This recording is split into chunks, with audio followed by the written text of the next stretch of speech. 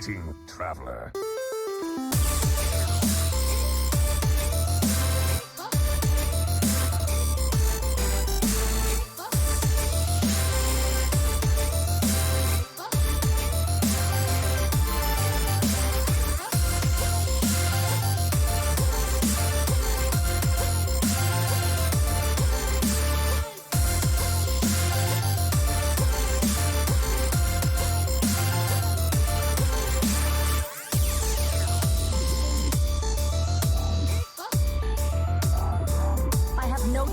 Games. The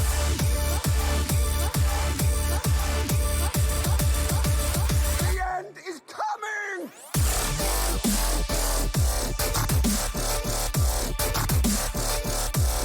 Who am I?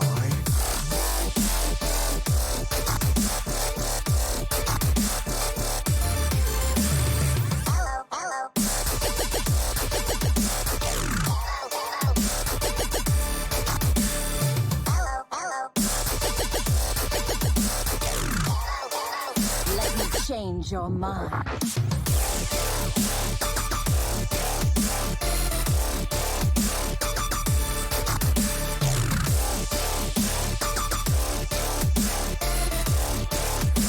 You require my assistance?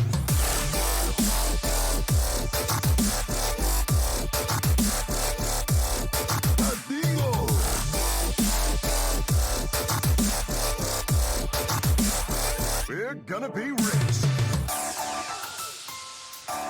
Hello and welcome everybody to Friday Night Fights. We've got a couple of great matches for you tonight. But first off, let me introduce my co-host here. I'm joined by the Big Ted. Say hello. Hello. There we go. He listens to my commands, which is great. It's a good start for a co-host. And of course, as always, we are joined by Saku doing the opping for us tonight. So quietly in secret, say hello, Saku. Hi, in secret. Okay, thank you very much. This is going great tonight. So the two matches we have for you are, first we have a Pro Series match, Derivus, the undefeated, for Bad to the Bone against Lawfuldog for Dr. BOOMSHAKALAKA here. Currently, Dr. BOOMSHAKALAKA is leading 2-1 matches. So this could determine the series, and we'll see if Derivus can keep up his streak. I think he's still undefeated in all series. So looking forward to it. We've got the shields and bans already, but first let's look at their deck lists. Derivus brought what looks like Control Warrior, Combo Priest, Quest Druid, and Holy Wrath Paladin, whereas Lawful brought Quest Shaman, Zulak, Quest Druid, and Control Warrior as well. The shields that came in for us here, for Derivus, he shielded his Priest, so that's going to still remain on the board for him, and Lawful shielded his Shaman. As for the bans, Derivus banned Lawful's Warlock, so that it won't be played tonight, and Lawful banned Derivus's Warrior. And just a reminder, our Pro Series is Shielded Conquest, so that's why we have those shields and the bans. What do you think of this lineup here? And after we've seen the shielded bans here, Ted? Yeah, so, I mean, Derivus going with the Priest shield, it seems like, from what I've seen, is Priest seems to be a very skill-intensive deck. Absolutely. But if it's in the right hands, it can do a lot. So I wouldn't be surprised to see that kind of be what he would lead off with.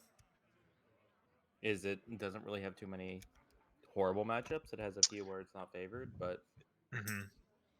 Yeah, I think it's a really powerful deck, probably the most powerful in the current meta. Its high roll potential is off the charts, and like you said, in the right hands, it can even in those more complicated games get the win. I definitely think Derivus probably has the chops to pilot it. On the other hand, though, we do have, I think the Warrior does fairly well. That is still remaining on the side of Lawful. And actually, the Quest Shaman, depending on the build, can also get there. I don't know if this build will particularly do it, but we'll see if he can manage to kind of maintain that board, which is, I think, really crucial into that Priest. But yeah, I don't know. What are you thinking? They're gonna, with those shields. What do you think they're gonna jump out with for first here? I mean, I think Derivus probably goes with the priest, Hmm. and you also kind of see that too with the warlock ban, because like one of the priest's big weaknesses is Hmm. just getting outraised, and I think that's kind of his mindset with banning the warlock is so his priest loses one of its bad matchups. For a Lawfuldog, Hmm. um, Yeah, I'd probably go with just the warrior lead off. yeah, I could see that. I think actually looking at these lists here, um, I think Lawful's list is better in the mirror for the druid. He's got the King Theoris, which I think is really, really good in the mirror. Versus Um, Nomi. versus the Nomi. Yeah, the Nomi's really good into warriors, but not as good into the mirror where you kind of want to get that tempo first. Big Theoris board is often hard to deal with, and then you follow it up with Cenarius, and that often is just the game.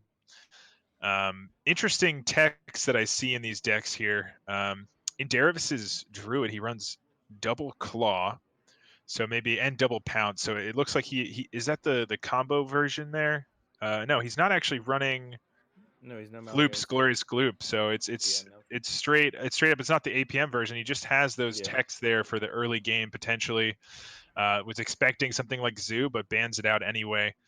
Um, so interesting that he brings those. I think those are actually going to be a huge disadvantage in the mirror as well. Oh yeah, Um, for sure. and then as far as Lawful side, he runs double weapons project in the warrior, double ferocious howl, and he has the Elise as well in that druid. So the druid and warrior, I think, are really well suited for the paladin of Derivus there, able to probably get above that 50 health threshold with both of those decks. So probably not going to see the paladin, but maybe he's going to try to squeak one out. So it does look like both players are ready. So let's just get them in here to start. Tell them to start the match. All right.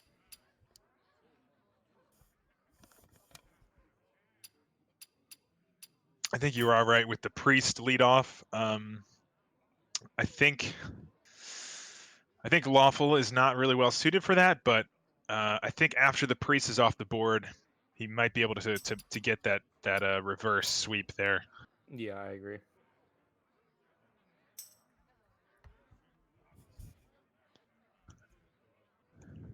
Oops, I just told them can't start by accident. Oh. I told them to get it started whenever you are ready. But yeah, so we'll see if our predictions. Oh, perfect. They are in. So let's see if our predictions were right. I think Lawful, maybe his best chance into the priest is the warrior, so we might see that.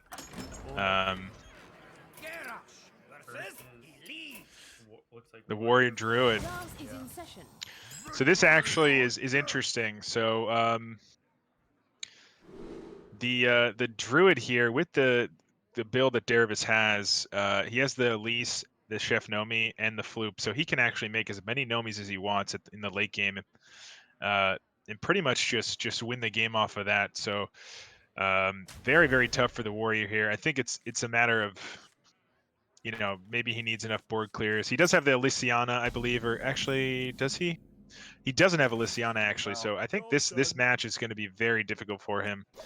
I think Interesting that he runs a it's got whirlwind. that. Yeah, it's. I mean, I've seen that a lot recently. Actually, the whirlwind, the double plague of wrath. Um, Behold, jewels of the sun. interesting, Yeah. interesting play by Dervis there, opting not to even start the quest. I guess this It allows you you to know get the this. card draw here. Yeah, I think that's what he's going for here because this matchup is very much not about finishing the quest early. You really don't need that tempo. So getting that draw and cycling through your deck to make sure you get to that Nomi and Elise as soon as possible and be able to combo those and play your cards is the way you win this. So definitely, I think makes a lot of sense here. I just found that a little curious because you could have done it the same way with quest on 1 and then just merchant coin on 2. Yeah, I guess he was able to push one damage that way, and still be at the same marker for the quest, the same completion marker. So I can see that making a little bit of sense. I don't know what he's really afraid of. We could see, the shield slam here to just remove this, slow down this draw a little bit. But yeah, this is going to be a tough one. I think he's going to have to really get, maybe this Armadillo soon and buff up his Tomb Wardens and stuff to maybe apply enough pressure. But it is tough into the Druid, especially when he's about to finish his quest next turn.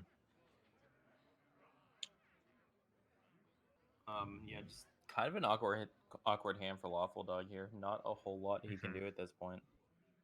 What, like, drop a Restless Mummy to just sit there? Drop a Ziliax to just sit there? Yeah. You might just Not. have to hero power pass here. Yeah, nothing too exciting here, and I think you do want to hit as many things with the Armadillo as you can for this matchup. So probably not going to see the Ziliax here. Yep, just the hero power pass. Yeah, this is well. There's the Oasis Surgers. Such a powerful card. Yeah. Not done the quest yet, but we also see the Nourish in hand. Those two cards together are I think what makes this Druid deck work. Get that. The Wrath is pretty good, and then obviously the Hidden Oasis can do a lot of work as well. Against aggro, you finish your quest, then get that big taunt and heal 12. Yeah. I mean, like, Hidden Oasis alone can just shut down an aggro deck. Like, we're getting a quest completion here. Yeah. Still not much to do on the side of Lawful. He's just on the removal track here at this point, but Top deck the Snip Snap. He could just play 2 of those to try to start getting pressure on. I think that's exactly what we're going to see here. Yeah. Probably play them together, play around the Wrath and stuff like that. It also makes him have to double trade with these Surgers. There's the second one. And he could definitely do that, but then they'll both at 1, so not too scary, and he can trade 2 of the little mechs in or decide kind of how he wants to play it. Yeah, but I mean, like, I don't think you really care about them because, like, you've put the Control Warrior into the awkward position where they're kind of the aggressor in this matchup. So you really don't care about how much you can stick around. You just don't want to die before you start playing around it. Yeah, and I don't think he's at much of a risk of that. I think it's going to be very hard for Lawful to win this one. And he doesn't have a Lysiana in the deck either, so he can't maybe sort of outlast with the fatigue, because he does have a lot of board clears with the double Plague of Wrath, double Brawl, I believe, or is it just one Brawl? No, double Brawl, double Plague of Wrath in the deck. So, 4 board clears right there, comboing with his Warpaths and his Whirlwind. So he can get rid of 4 Nomi boards as long as he can get rid of the other boards before that without using those tools. So if he had the Elysiana, maybe he could fatigue, because it still would take him 5 times to even play a Nomi board that would survive. Yeah, I mean, I think the biggest question is he needs to get Dr. Boom online very soon if he wants a chance. You also see absolutely. Doesn't have any Omega assemblies either. Which yeah, he went for a pure control variant. Beats out aggro, beats out a lot of things, but this is one of the few things that it does not have a good answer to. Just the double, or like infinite Nomis, essentially. Yeah. Depending on how greedy Derivus wants to be, and how long he thinks he can wait. I mean, that's most likely going to be a while. You're not going to see much of any, if any, pressure out of the Control Warrior. Could draw? No, you really don't want to. You need to save. Well, I mean, I guess you can use one more path beforehand because you have the Whirlwind to combo with the Plague of Wrath. Exactly, yeah. So he can use one of these warpaths ahead of time. I mean, this board isn't too scary. You do know that Cenarius could come down to make a big board that is scary, and you really don't want to have to use your Plague of Wraths early. Yeah. So might see the warpath come down here. And then plus Uh, you can throw down the Acolyte, start drawing some cards, start trying to find Boom. mhm. Because like you ideally want to slam him next turn. You want to start getting that value out of his hero power. Yeah, absolutely. Then plus they're just again his hand's kind of awkward. There aren't really too many other attractive options there. Yeah, this is a super tough one. I think for him, but looks like he opts for this play. Just go for the clear. Yeah. I don't mind this. I don't either. And again, you really don't want to use the Whirlwind on a big Cenarius board. Or the Plague of Wrath. Plague of Wrath, yeah.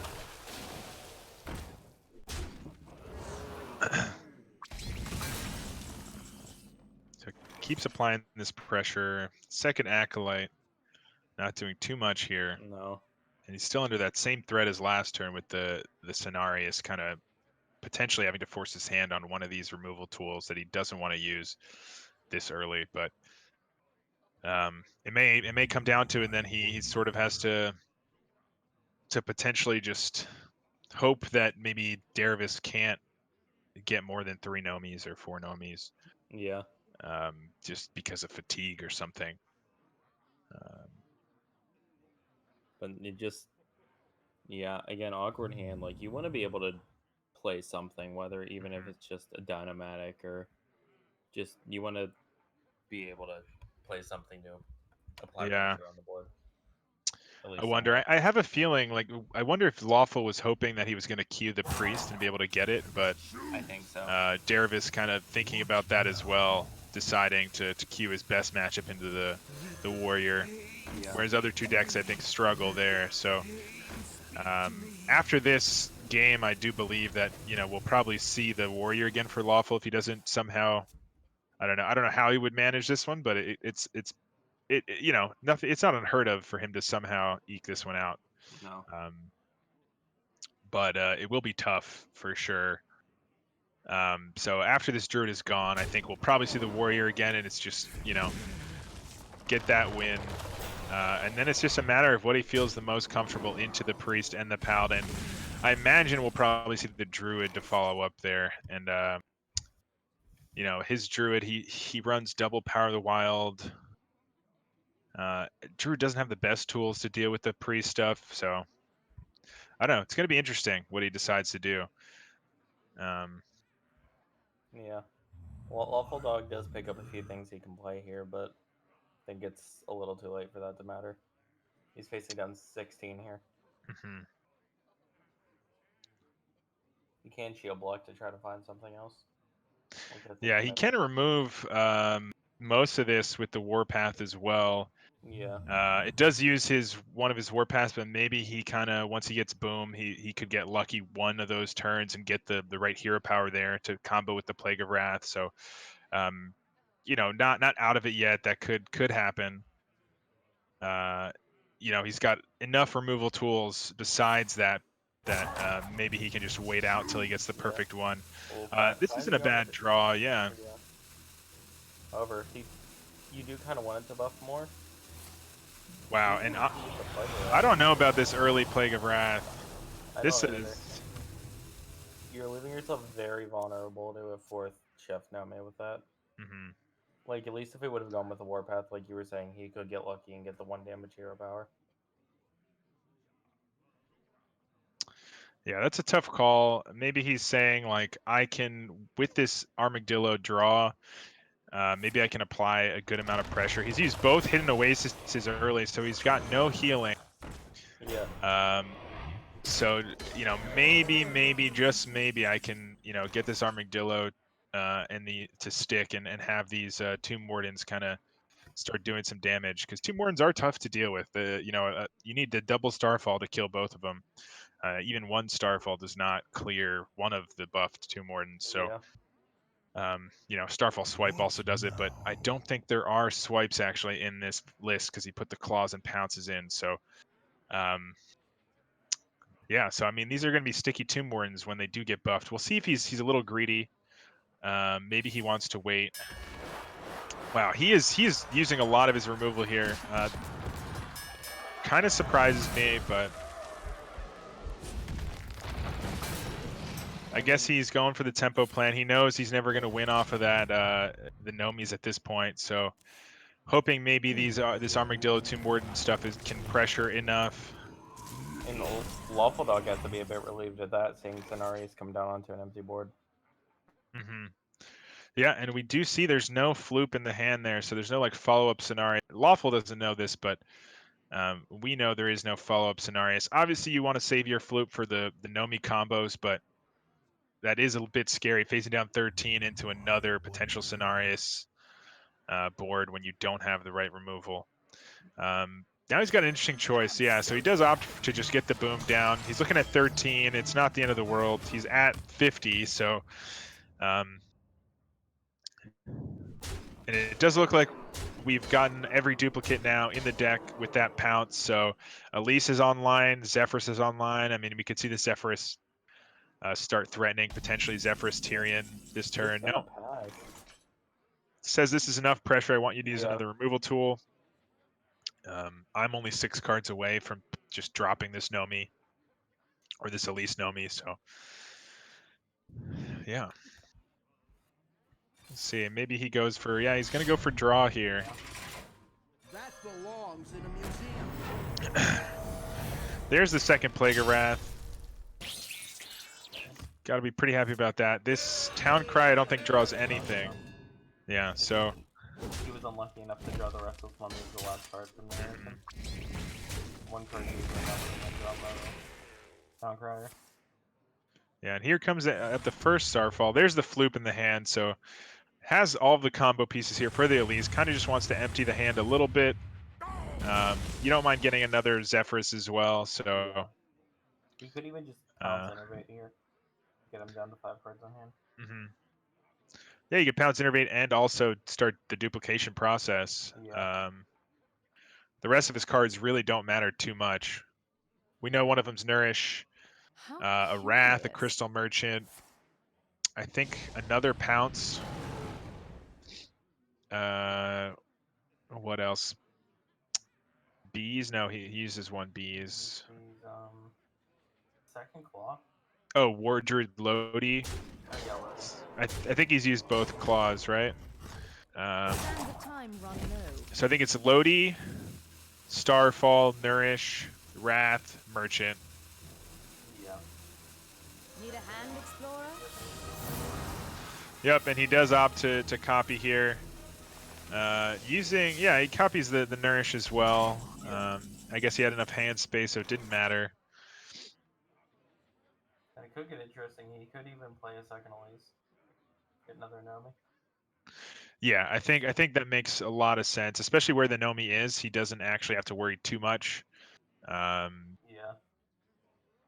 I'm just trying to think. So I'll go up to 10 cards. So if he wanted to get another Nomi and another Floop, he would have to. Oh, you know what? Yeah, he did actually lose out a little bit by not playing the Innervate first, right? Oh no, he does have the second Floop. Yeah. He just got the Floop. Yeah, you're right. Yeah, so he's fine. No, yeah, because he went down to exactly 5 when he played the Elite. This would be a good time for a master plan. Yeah. Lawfuldog is, again, I would probably, I don't know, here. Yeah, you also know there's the Zephyrus probably in hand, which could give like things like Savage Roar. Let's see, it does not hit the 4/4, which I think he was hoping to do at least once to get the trade here. But oh wow, there comes the Plague of Wrath. So I really don't know how he's gonna get there now. No. I think even just like the 2 Nomis is gonna be enough. He could copy one more, but I think 2 is enough as is with the current situation. Well, like, he wouldn't even really get one more though, because he would play the Elise, but he would be losing out on the Fluke, so he would still be at 4 Nomis. How curious. Yeah. Choosing just the Starfall here. I mean, I can't blame him. There's no way he's gonna use every Starfall he has in there. Yeah, he's got plenty. Okay, so we do see this come down. He will miss out, I believe, on. But does he get 2 of the Nomis? Yeah, so he's got 4 Nomis. So he has 4 Nomis, but he loses out on 1 floop. So now he has 5 technically with the floop. So I think that's it. I don't think there's any way for him to answer this many Nomis. Especially with double Your play. wish is my Roll suggestion. down already. Yeah, like the rest of his cards don't matter. So sure, take whatever. Yeah. Gorhal push 7, maybe, I guess. Yeah, I don't think this game is going the right way for here for Lawful, but still has a chance with the next 2.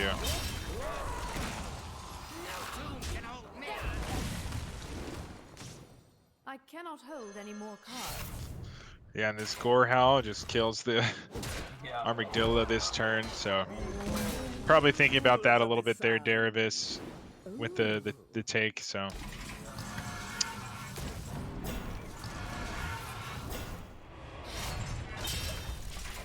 Good use for the weapons project. Yep, getting rid of that Gorhal. He knows there's a Starfall. He does also have Zephyrus to clear this. I think it's just Yeah. I mean, like, he could even just Wrath here, yeah. And then Nomi can come down this turn. yeah, I mean he could Wrath and Starfall Yeah. if he wants. Oh, no, I like... Or yeah, just drop the Nomi. Yeah. Yeah, just drop Nomi number 1. My trove of cards. What are you gonna do about it? Like, using the house to kill the 5 there. I like it. Yep. I think that's all she wrote for this game. I don't think there's anything that Lawful could get here. Even drawing that Brawl, there's just going to be another 3, 4 Nomis available on the side of Derivus. So, sort of an inevitability factor here. Even though he is fatiguing, there's, he's at 50 health, and No way you're gonna be able to... there's no way you get him down low enough.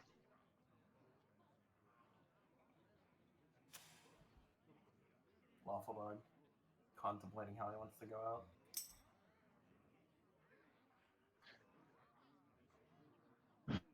Yeah, just thinking about what's left in his deck, and I think he knows that this is the inevitability of this deck. I think before the game even started, he messaged me personally. He said, "While you're casting, just remember I'm gonna lose game 1, all planned." So this is all according to his plan. Nothing to worry about.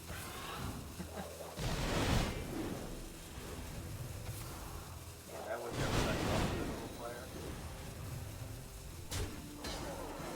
There we go. The plan is coming together. I give up. And there we go. The step 1 of the plan is complete. We'll see if we'll actually be able to finish out that plan. Alright, so what we think the Warrior's coming back out.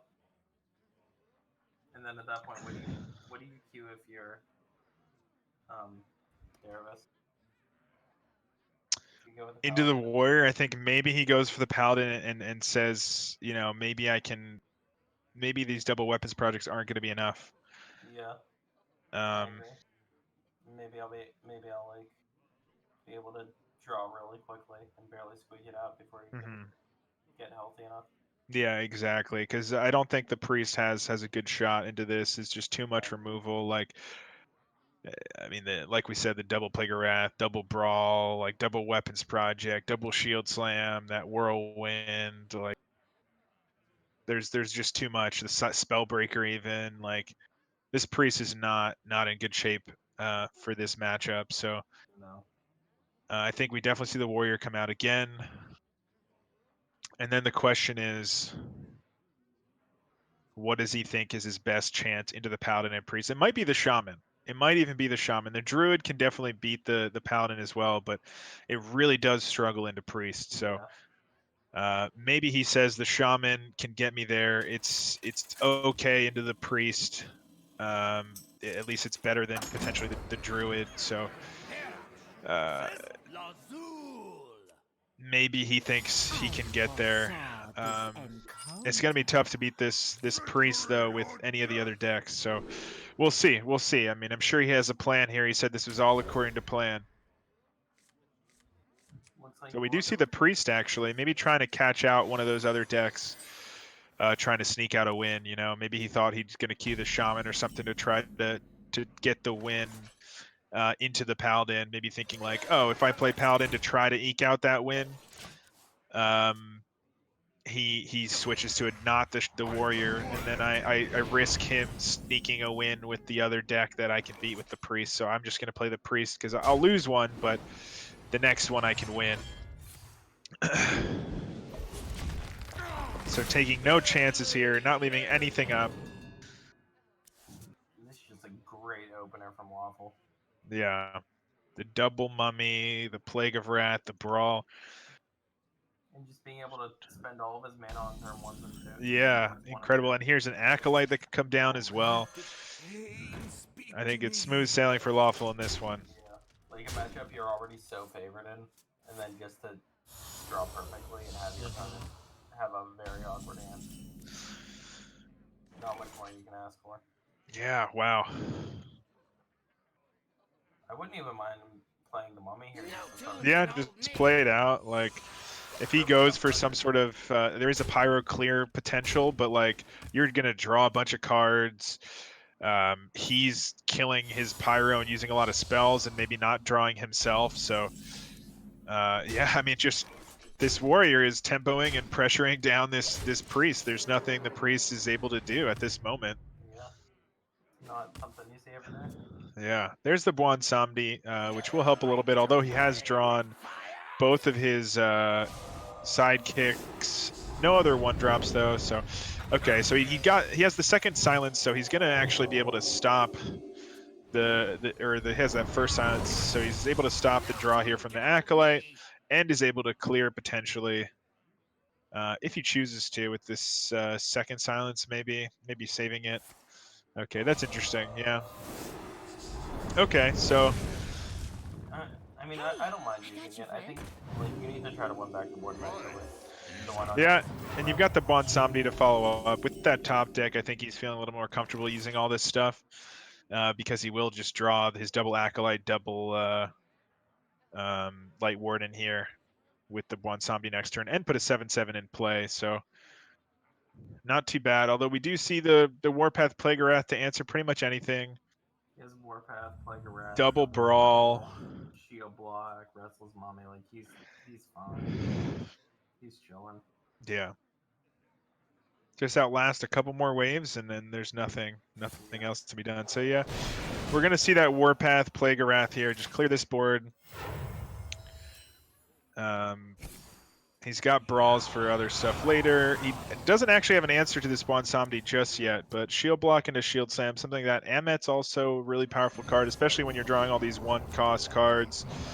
So if the brawl doesn't hit right, still could be risky, but Two opportunities to look for answers here. yeah, he does have two chances here for the shield slam to clear this. And then worst case, he can always rover. Yeah. Chooses not to, maybe saving it for a brawl turn, give himself a little bit of a shot there to win the brawl. Like So we will see the Amet. I Yeah. And the Psychopomp. So something will survive here. Potentially two things with this Psychopomp giving the Reborn. The Reborn here. So, you know, this brawl could remain with two minions or a minion with Reborn. Playing the Eternity Rover. Yeah, playing the Rover to try to get something. We don't see any of the combo cards in Derivus' hand though, so still a ways away from a clear here. He keeps the 7/7. So probably the biggest threat here since we don't see any of those combo cards in hand yet. Yeah. Um, Just unfortunate for him that he really doesn't have a good way to capitalize. His hand is just one cost minions. yeah, he will be able to Is draw someone here. Is someone injured? He could powered shield, circle, and just draw his whole deck almost. So gonna probably get those cards soon. We do have the second brawl, so if he's able to clear the high health minions here, it could be the end of the game. We'll just have to see how these things play out. In the light's Going for name. Light Ward. So he's going even deeper into the rabbit hole here. I mean, I kind of like that. Like, if you're Derivus here, you're kind of saying, listen, if he has an AoE, I'm probably not going to win this anyway. So I might as well just go all in. Okay, well there are some of the combo pieces. We see one of the Divine Spirits and an Inner Fire. Yeah, just drawing his whole deck.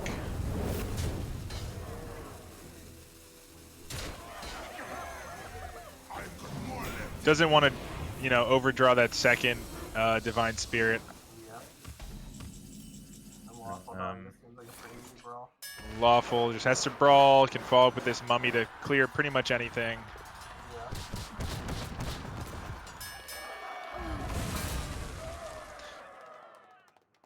Maybe even save it and just Weapons Project to clear this. I think it's worth playing the mummy here. I feel a little. Yeah, he also about taking has 11. Weapons Project Harrison next turn, so Yeah. maybe he'd rather, combo that potentially. Yeah, and I feel like taking 11 is a little too greedy here. It is a lot, yeah. It is pretty greedy. So I think we will see this mummy probably, but I think Lawful is considering his options here. No, yeah, definitely. I mean, he draws one less card next turn with the Harrison, but No tomb can Yeah, hold just me. go with the mummy. yeah. So he's in agreement here. No tomb can hold Blade me. Master is a decent pickup. Hmm. You could play the Blade Master, hope it sticks, and then start trying to do something with it. Yeah, he can build another board here. Yeah. He's seen 3 of the removal tools, so only 1 left. I mean, maybe 2 if you count a Warpath clear, depending on how big he makes his things. And he hits the Bwonsamdi, so the biggest threat, I think, potentially even bigger than the Amet because it's just guaranteeing the 7 without even having to Divine Spirit. Although the Amet, he would have been able to Divine Spirit here and make a bunch of big things. So maybe the second best, but still really, really powerful. What do the cards say? Do you like to play with fire?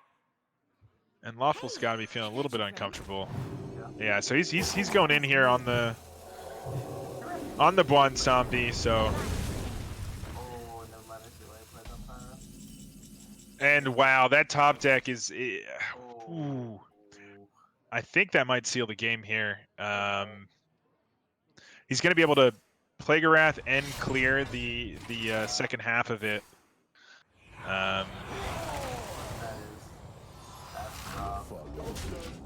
And there's only one more Divine Spirit in here. It's gonna be rough. This is gonna be very rough. Obviously, Light Warden's still a little bit of a threat, but I think Divine Spirit might be his last buff. He's used double Power Shield, double Beaming Sidekick. He doesn't have actually an extra arms in the deck. I think he took that out for the second Silence. So those are all of his buffs, and he's used both Psychopomps. So this is really his last board. I think we'll probably see the Harrison. Yeah. Just two, draw 2 cards, probably trade into the Light Warden, and then what are we looking at with the Divine Spirit? That goes up to 14 damage with the Injured Blade Master, and another 3 with the Acolyte with the Topsy. So, what is that? 17. 14, 17, and he takes the 5, so it's not quite lethal. One off with the. Well, no, the weapon's gonna be gone. So yeah. Yeah, the weapon's going to be gone, so Yeah. 17 is not going to do it. No, and I think at that point you can't go in here. You have to hold off. you can't play that second back. And he does find the two more in here, so the Armadillo into the Dr. Boom. That's rough. Yeah, I mean he might say he has to go in here. He might just say like, Yeah. I make a 14 attack minion and see if you can answer it. 14, He's out of silences, so actually this Harrison's gonna be able to trade in, and this Armadillo is just gonna keep him alive. Into the Tomb Warden to follow up. I think the last card is a Neferset Ritualist, so I think that's it. I think Lawful's got it. This Armadillo keeps him safe enough. Just trade into the 3/3 Armadillo, and then you have big Tomb Wardens the follow-up turn, and he's, eventually you're gonna find your something to remove this, or just keep building taunts.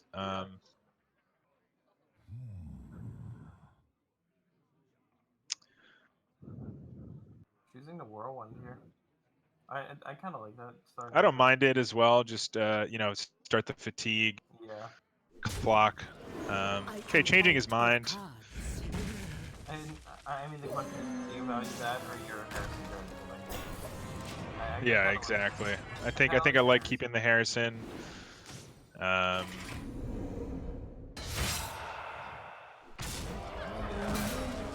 I mean this will heal it up, but now it has to get through 2 5/8s. The Harrison can clear this Ritualist as well if he wants. Or he can trade in the 5/1 into the 14/14 and then his face and the Whirlwind. Oh, and there's the Spellbreaker, and I think that's all she wrote. Yeah.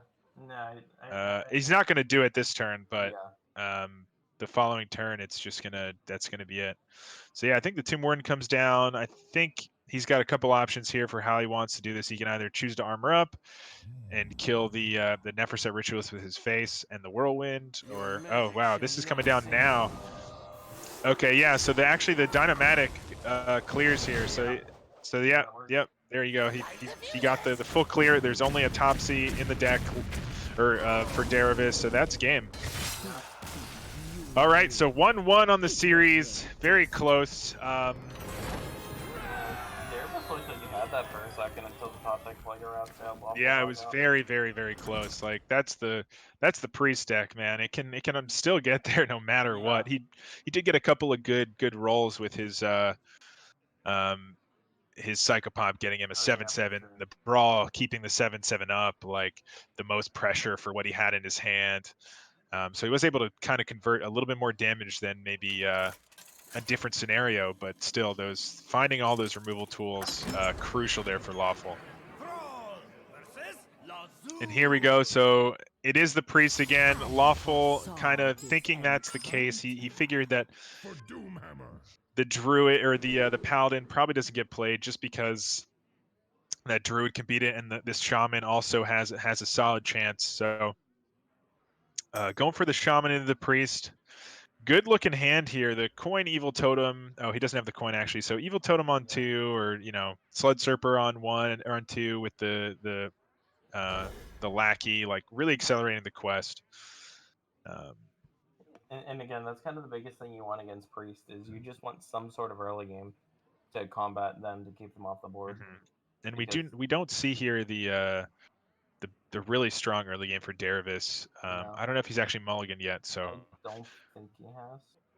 So the Northshire Cleric could come in. He doesn't actually run the extra arm stuff, so a little bit less aggressive there. But he has the Beaming Sidekick, so if he defines an Acolyte, or not an Acolyte, a Cleric, then he can really start comboing that and building a big hand. So he does find the Cleric. He chooses not to keep the Beaming Sidekick, but this hand looks a lot better. He's got Cleric into the Tolvir, and he's got Emmet, coin Emmet on 4. So this is going to be tough. This is going to be really tough for Lawful to deal with. Yeah. It's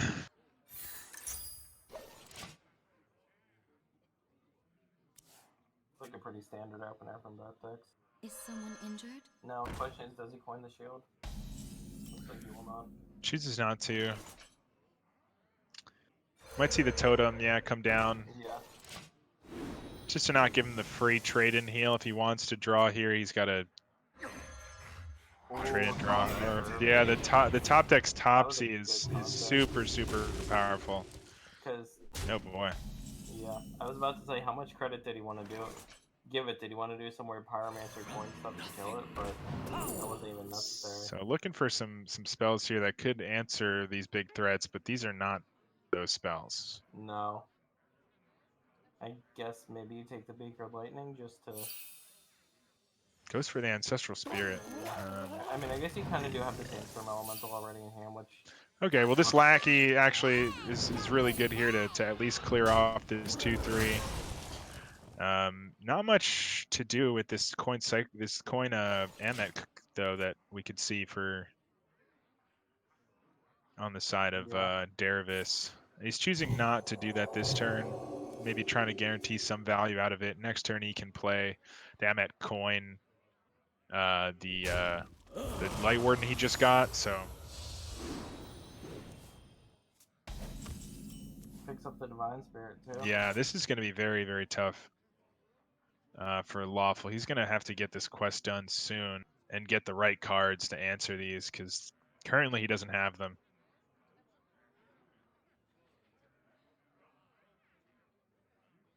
I don't know if he's just going to Totem Pass here. What to do? Might be kind of his only option. Sandstorm Elemental just does nothing here.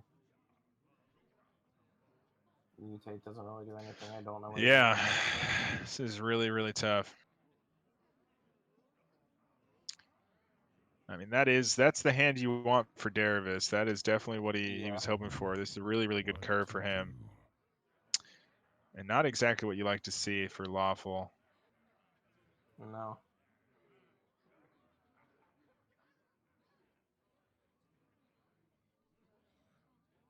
There is little time. Yeah. Like he would just play the Elemental. Yeah, I just mutate it, maybe get something.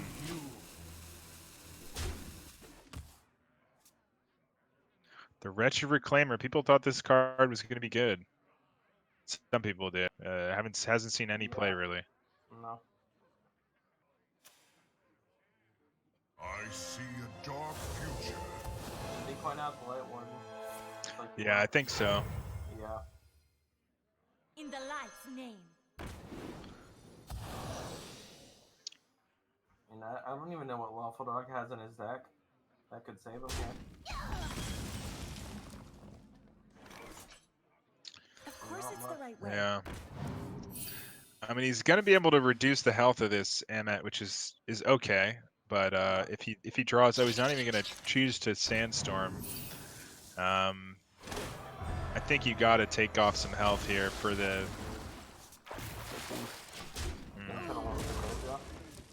Oh, and he draws the other Acolyte or the other Cleric. This is. I mean, he's going to have to find something off of this Lackey, I guess. I don't know what it could be, but it's going to have to find something. Hex, maybe, to kill this Amet. Yeah. Or Earthquake, but might be a little too late for that. Yeah.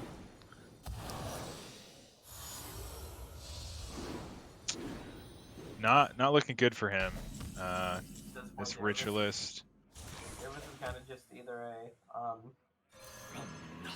inner fire or Yeah. Lightning Storm, Earthquake.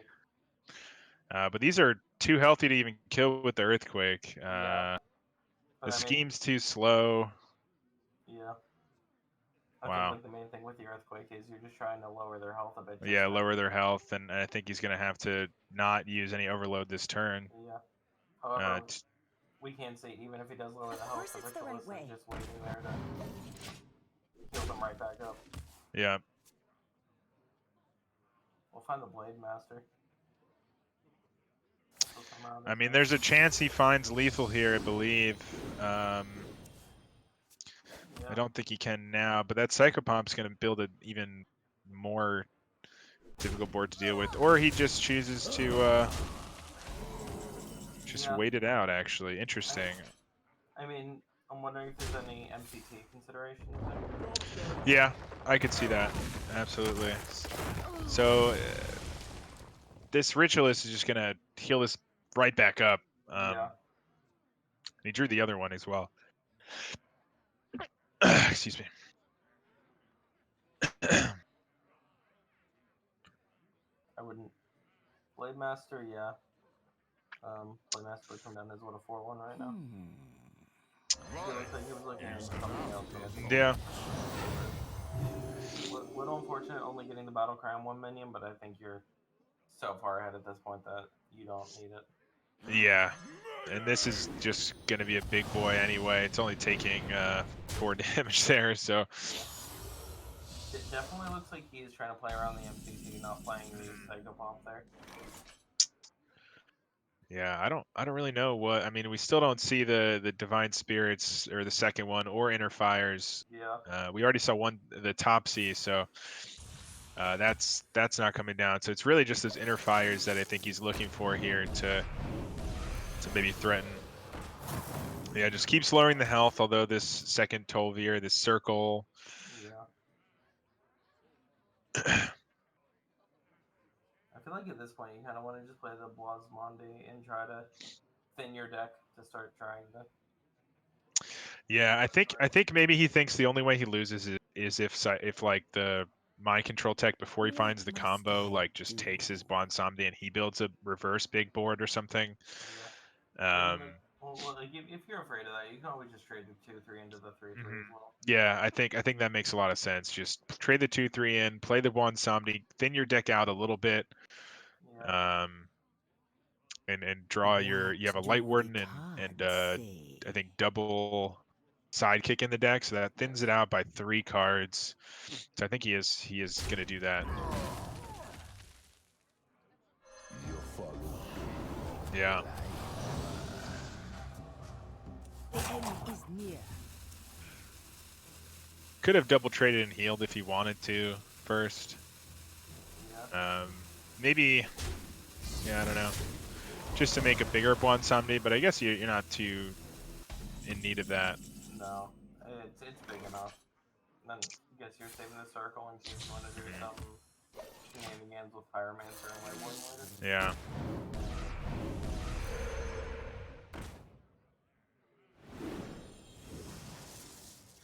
I mean, I suppose it's not over yet. Like, he's taken a decent amount of damage.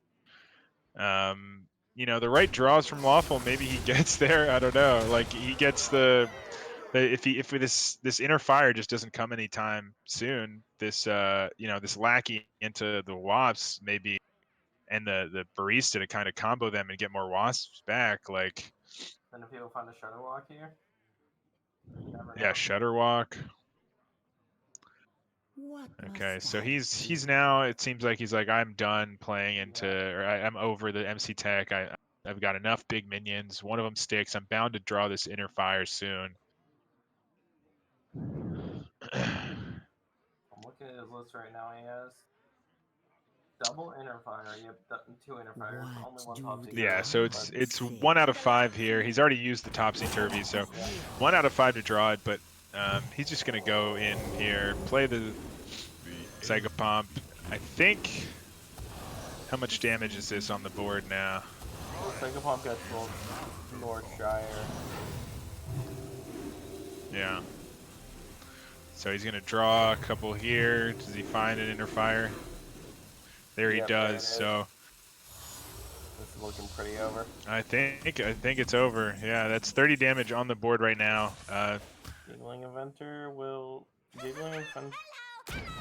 No, we'll see. I don't know if that does require. Okay, so trying to keep this Giggling alive. Actually, I don't know about the taunt there, because maybe you want to Barista it and play another one, but maybe that's Yeah. too slow. This is gonna be really tough. I don't know how Lawful comes back from this. I think it's got to be like Shutterwalk, something. I don't know. These are big minions. He wants to. Oh, I think he's gonna trade in with it and play this Play a Pyro to Yeah, get through these, and I like that'll that. be it. I like that a lot. I think that's the game. Yeah. I think this will definitely clear. Yep, that'll do it. Derivus still remaining undefeated. Quite a series. Priest showing its power.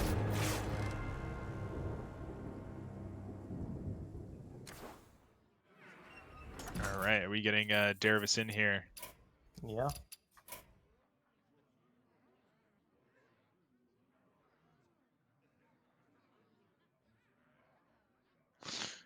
All right. What a series. That was very close, and it's actually tied up the series between Dr. Boom and Bad to the Bone here. I think actually, yeah, I think it's tied up. Or actually, they might be ahead by 1 point. So, But they're. Yeah, they should be ahead by 1 point now. so it's all down to Smear versus Satiros for the week. Yeah. I'm not sure. Let me check when they're playing.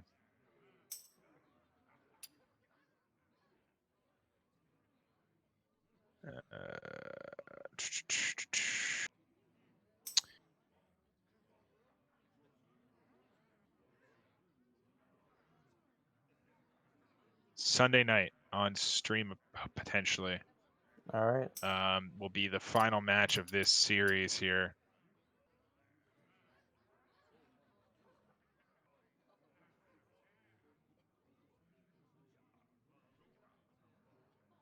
All right.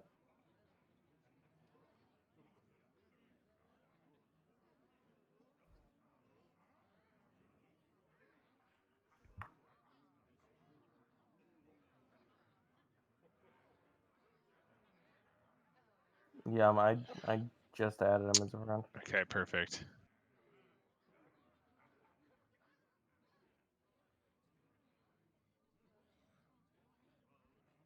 He hasn't responded yet though. We could get him in here maybe for a couple minutes though if he's got his match at 10. Yeah. But in the meantime, our next match that we're waiting on, also scheduled for 10, is the Hero Series match in purple of Icer versus Skittles. Icer is currently 0-1 for Ugly Mucklings, and Skittles is 1-0 for No Pros here in that match. And it looks like currently Team No Pros here is leading 6-5. With Disco taking the 4 and Pasca losing to Lawfuldog in the 3. So pretty even. This match could end up determining the series. It looks like we have Derivus here now. Hey, congratulations, man. Well played. You Oh, gotta, you know what? Sorry, I forgot oh, it was on push to talk. There we Let go. No me worries. change that for a second.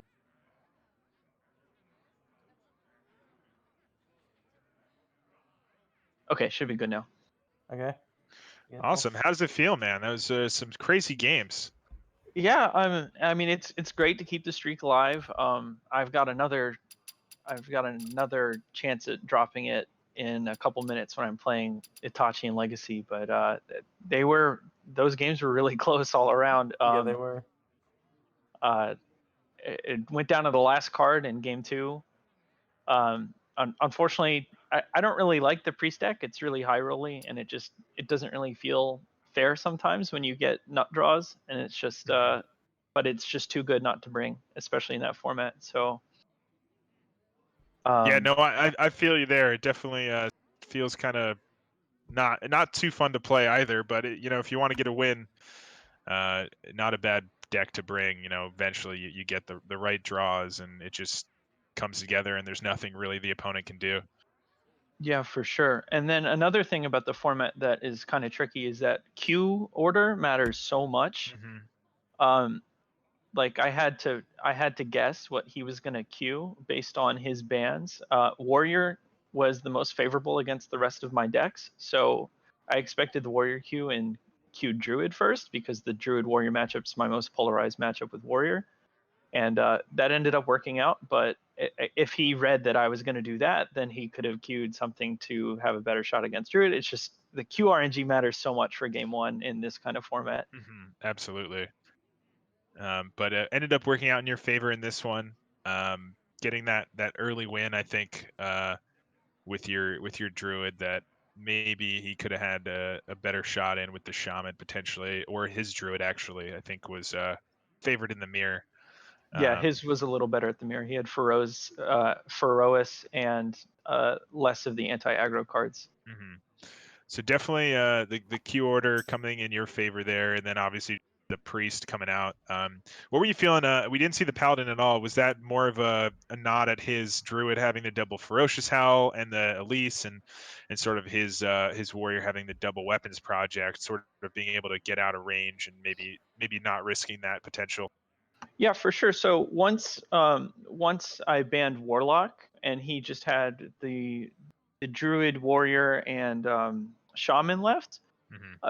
Paladin is slightly unfavored versus Warrior, especially with the heavy armor. In double howl's pretty standard nowadays, but that's close to an even matchup, Paladin Druid. But so Druid was even or favored versus most of his decks, and then Hmm. Priest was very favored versus Druid and Shaman, and then close to even with Warrior. So it was just I was pretty favored based on the decks each of us brought, but Priest made the most sense to queue after the guess on game one. Yeah, absolutely, and definitely working out. So hopefully you can keep that streak alive, man. You got another game here coming up. You said, is that in Hero, or what series is that in? That's in Legacy, and I'm playing Mhm. Itachi. And so I've only played. This will be my third week in Legacy. So the double blind, completely closed deck list is a little. It's still a little new to me, but Mhm. yeah, it should be a good match either way. Hopefully, no sweeps on either side. But Yeah, no, absolutely, definitely. Best of luck there. I think in Legacy it's a little bit. Sweeps aren't as common as I think in Hero or in this format. I believe in the Shielded Conquest. So uh, you know, I think you'll have a decent shot there to at least get some points. Hopefully, continue the streak though. here's hoping, yeah, for sure. Ted, any thoughts here? Any plays or anything you want to talk about that we saw in those games? Yeah. Just one clarification I wanted to make. I would assume you were playing around the MCT for most of the third game. Yeah, absolutely. Yeah, I yeah. I figured that was one of the only ways I could lose the game once Yeah. Ahmet got Divine Spirited. So I just played around it until I could. At the turn that I decided to go wide like that, I was like, even he had 3 randomly generated spells in his hand and then one minion. I was like, even Yeah. if he double MCTs, one of these 14 health minions is going to stick, and I'm going to draw enough off of this huge board that I can beat even double MCT. Oh yeah. Yeah. That's what. Yeah. That's what we were figuring. Just wanted to make sure. Yeah, Yeah, for absolutely. sure. And then I mean, Lawful definitely played it like really well all the way around, especially the Warrior Priest game. He really made the boards hard to deal with, and also he did a really good job running me out of resources. He forced me to use some of my combo pieces in order to keep pressure on, and then he was able to exhaust me of everything, and then I couldn't do Yeah. anything from that point on. Like the Warrior Priest game was just absolutely well played by him. He, Yeah. especially considering I got the high roll on the Wansamdi. Well, the thing is too, you were this close to winning the Warrior Priest game, but he top decked the Plaguearath that one turn. Yeah, Took away and, the board. I mean, I was talking to him about it, but like I high rolled, and then he had 4 board wipes. Like, I Yeah. mean, that was just a really silly game on both sides. Yeah, it was. So, but yeah, I mean that the priest deck when it draws well is just it's just hard to beat in general, and it's just really silly some of the turns you can do. Hmm. Absolutely. Well, again, congrats and good luck in your next game. I think you said it's at 9, so we'll let you go here. But Yeah, hope to thank you have so you on much. again, man. And best of luck in your future games as well. Absolutely, thank you so much. Appreciate Yep. you guys having me on here. Good luck. All Of right, course, thank you. man. See ya. All right. See ya. See ya. Oh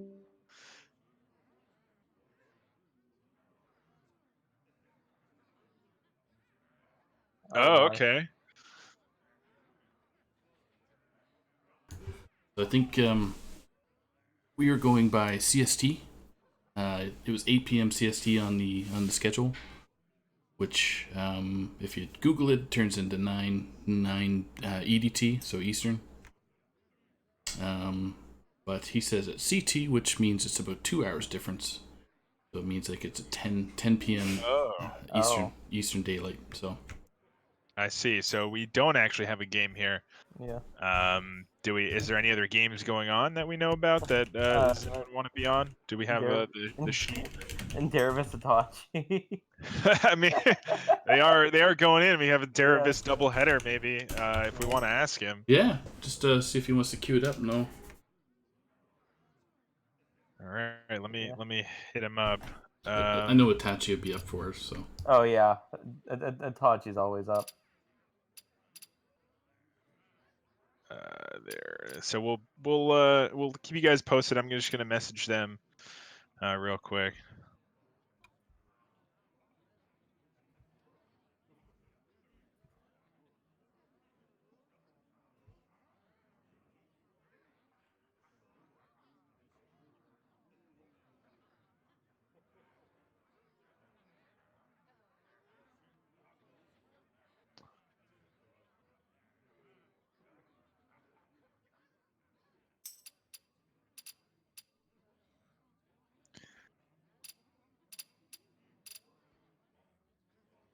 He says he's down. Let me just confirm with Itachi. I actually don't see him on yet.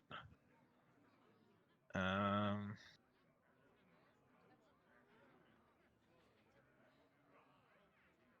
like Itachi's away right now. On BattleNet.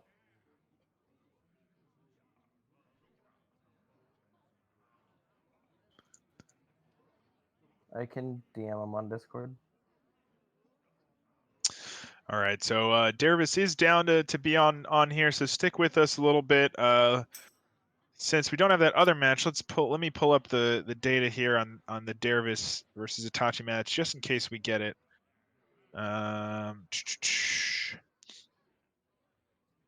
Is that in TL? I think it is.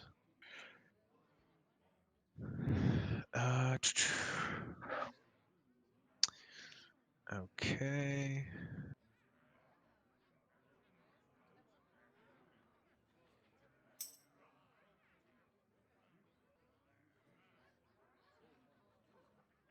Alright, I just asked him, waiting on his response. So yeah, the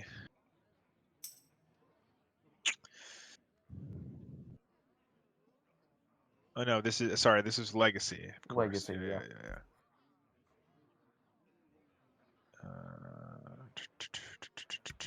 Looks like it's Druid, Hunter, Priest, Warrior for Derivus versus Paladin, Rogue, Shaman, and Warrior for Itachi. Yeah, Druid Hunter Priest Warrior versus Paladin Rogue Shaman Warrior. Interesting. Yeah. Yeah, the Paladin Rogue Shaman Warrior is an interesting bring. It does look like people are sticking to the Warrior bans here for the most part when it's available to ban. So we'll see if that continues here in this game. I think it might. And then it's just a matter of what this Paladin Rogue Shaman are and this Druid Hunter Priest are. We have confirmation from Itachi that he's down. All right. So we will have a match for you in a minute here once they get started. Yeah. But yeah, what do you think these decks might be? We did just see Derivus play the Quest Druid, so maybe you can expect that again, as well as that combo Priest, which he has available to him, as far as we know at this moment. And then Warrior, the Warrior that I think he brought was the Control Warrior. So three of the decks that we just saw we could see again here for Derivus. Maybe it's different techs or choices, but otherwise could see a reprise of those. And then the Hunter, a couple options. Highlander Hunter's pretty popular. I think it does a good job. Secret Hunter, I think, lines up into some of those decks. The Shaman, the Rogue, pretty well, especially if he plans on banning the Warrior. I think it can also get there with the Paladin. It's got those deadly shots and things like that to deal with those mechs if it is mech, and if it's Holy Wrath, then it has like Rat Trap and things like that to kind of slow them down. So I could see a Secret Hunter or Highlander Hunter coming out there for Derivus. But the other 3 decks could be the same that we just saw. As for Itachi, like I mentioned, Holy Wrath Paladin could be an option. The Mech Paladin I've been seeing a little bit of, also an option there. As for Rogue, I guess there's also Highlander Paladin that people have been playing, which is Yeah. interesting. Although I think it's pretty good into, it's kind of aggressive, so maybe into, I don't know how it does into Priest and Warrior. But we'll have to see sort of what Itachi decides to bring. Rogue, the 2 variants I've seen are just the classic Tempo Rogue or Quest Rogue if you're sort of countering or trying to counter something like Warrior. So if you decide to leave it up and they do bring control, then you're pretty favored. But if they do bring aggro Warrior, then you're kind of scared there. Shaman, Quest Shaman's popular, but Murloc Shaman's also pretty powerful. Aggro Overload Shaman. What do you think is going to come out for these decks here? I mean, I have pretty good guesses of what Itachi's gonna bring because he's my teammate in Hero. I'd say probably Tempo Rogue, definitely. Mm-hmm. For the Paladin, probably I'd say probably Murloc. Murloc. Okay, I Yeah. totally glazed over that, but that makes sense. Warrior, probably just a standard control list, and Shaman, I would say. Yeah, I'm not sure about the Shaman, to be honest. I think it's probably 50-50 to be Quest or either like aggro or Murloc. Yeah, we'll have to see. I know when I played Itachi this week, it was aggro Warrior, so I definitely could see that again if it does stay available. Okay, so we actually have the bans here. Both players are ready. So Itachi banned the Warrior, Derivus' Warrior, and Derivus banned Itachi's Rogue. So Ooh. we'll see. Maybe expecting Control Warrior, and if Itachi does bring that aggro, it's gonna potentially lead to some problems there. I'm gonna tell them to jump in. All right. Yeah. Also, smart move from Derivus. I know Itachi loves his Rogue. So, I like that ban coming out from him. And Itachi, yeah, seems like pretty standard. Just, I think the biggest issue with Warrior right now is it's so flexible. You can have anything from Mhm. Tempo Warrior to like straight up Control, and then you have Bomb, which is kind of in the middle.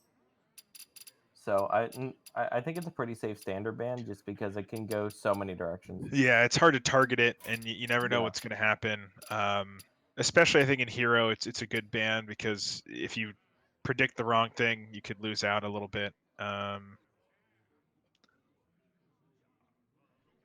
Looks like Derivus and Itachi are in. And it looks like they're in. Does Itachi have Spectate on? I don't think he does. He does. Turn on spec, please. Okay. Man, I can't believe Itachi wasn't prepared for this match. That he knew about 5 minutes ago. I know, right? Why didn't he turn on his spec? It's really embarrassing. Like, he's known for a whole 5 minutes. He's gonna be on Yeah. stream.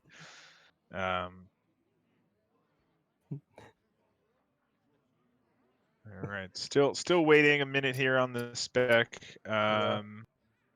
Should be in shortly. Saka, do we want to jump in on Derivus' side first then? Until we get the other side, or just wait on the...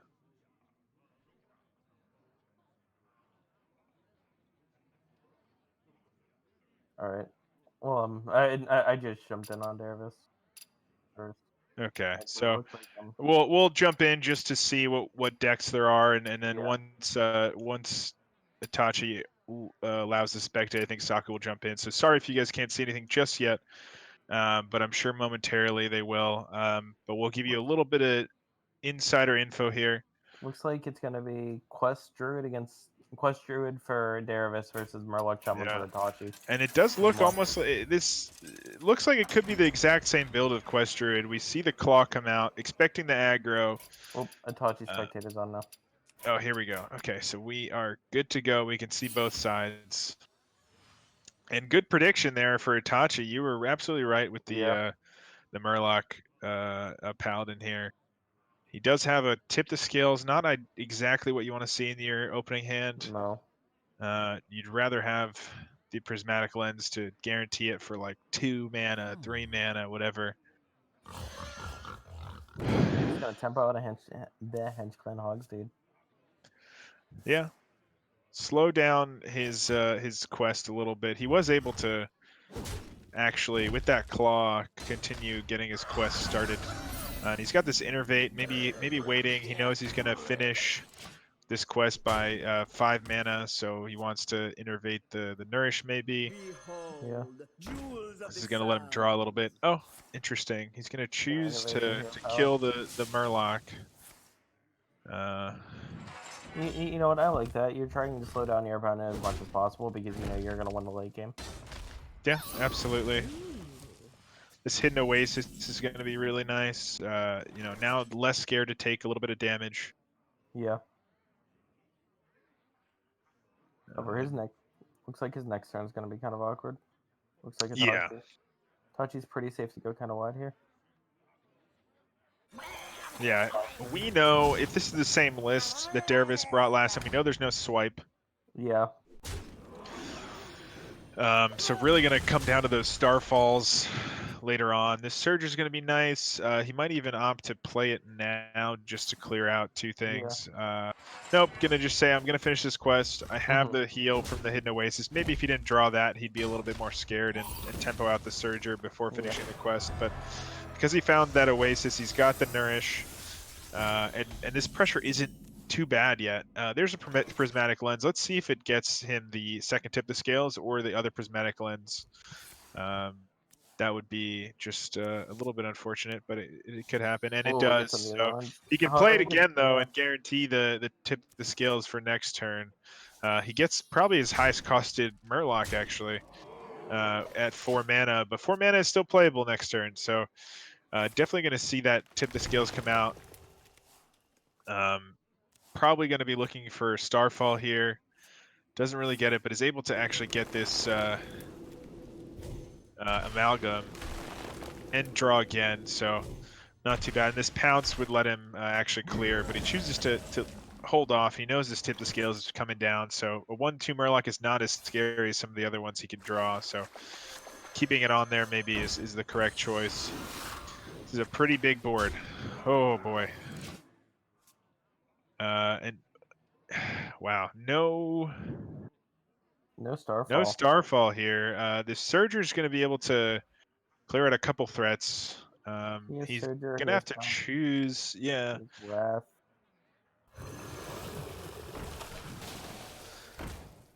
I can see him. Yeah, he probably Wraths one of these Murloc War Leaders, so his Surgers trade a little bit more cleanly. The question is he going to be okay taking 6 damage to the face here with this Pounce, or is he gonna just trade off one of his Surgers just to... I mean, Surger isn't even necessarily gonna trade off. Oh, right, yeah, if you trade there, yeah, that's perfect. Yeah. I thought it was going to be at 5s. But yeah, no, so really, really well played there. I mean, we could see the coin the second one, but these Mermies are going to be a little tricky. So you kind of want to get better Murlocs. Although most of his good Murlocs, he just got on that roll with the Murloc War Leaders and the Tide Color.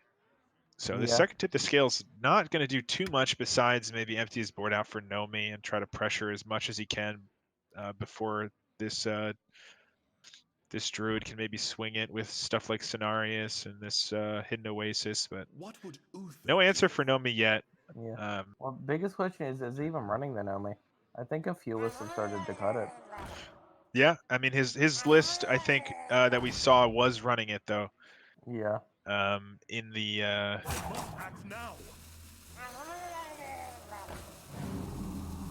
but I'm more talking about Itachi's Nomi. Yeah. Being the big threat here. Okay, double Ferocious Howl will heal him up a good amount. Maybe just do one in the hidden oasis. Yeah, because that also allows you to play the. Oh, internet and attack. wow, that is a very Oh. early 12 cards left in the deck, and his Elise and his Zephyrus are both active. That's actually, I feel like, pretty early. That's Yeah. really nice for him. It's That's, like, gonna let barely him halfway get through. a Zephyrus clear on Itachi's Nomi. So if he gets through this last bit of damage here, he's, I think, it's smooth sailing. Like, he's at 10 mana. This Zephyrus will get him the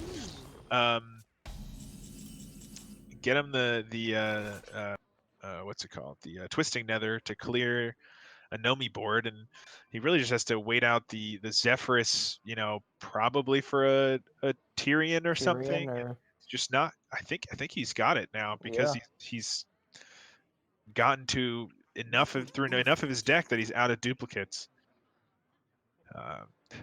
Yeah, you don't see that early very often. No. Obviously, the Nourish helps out, that early Nourish, and maybe he would have been able to get there with this top deck Nourish as well, but it would have been a little bit slower. So, got to be happy to see that for sure. And you know, this Starfall is going to be able to clear. Yeah, we can see the Nourish Starfall. Maybe, yeah, he chooses to Cenarius is also like this is looking good for Derivus, this first match here, or this first game.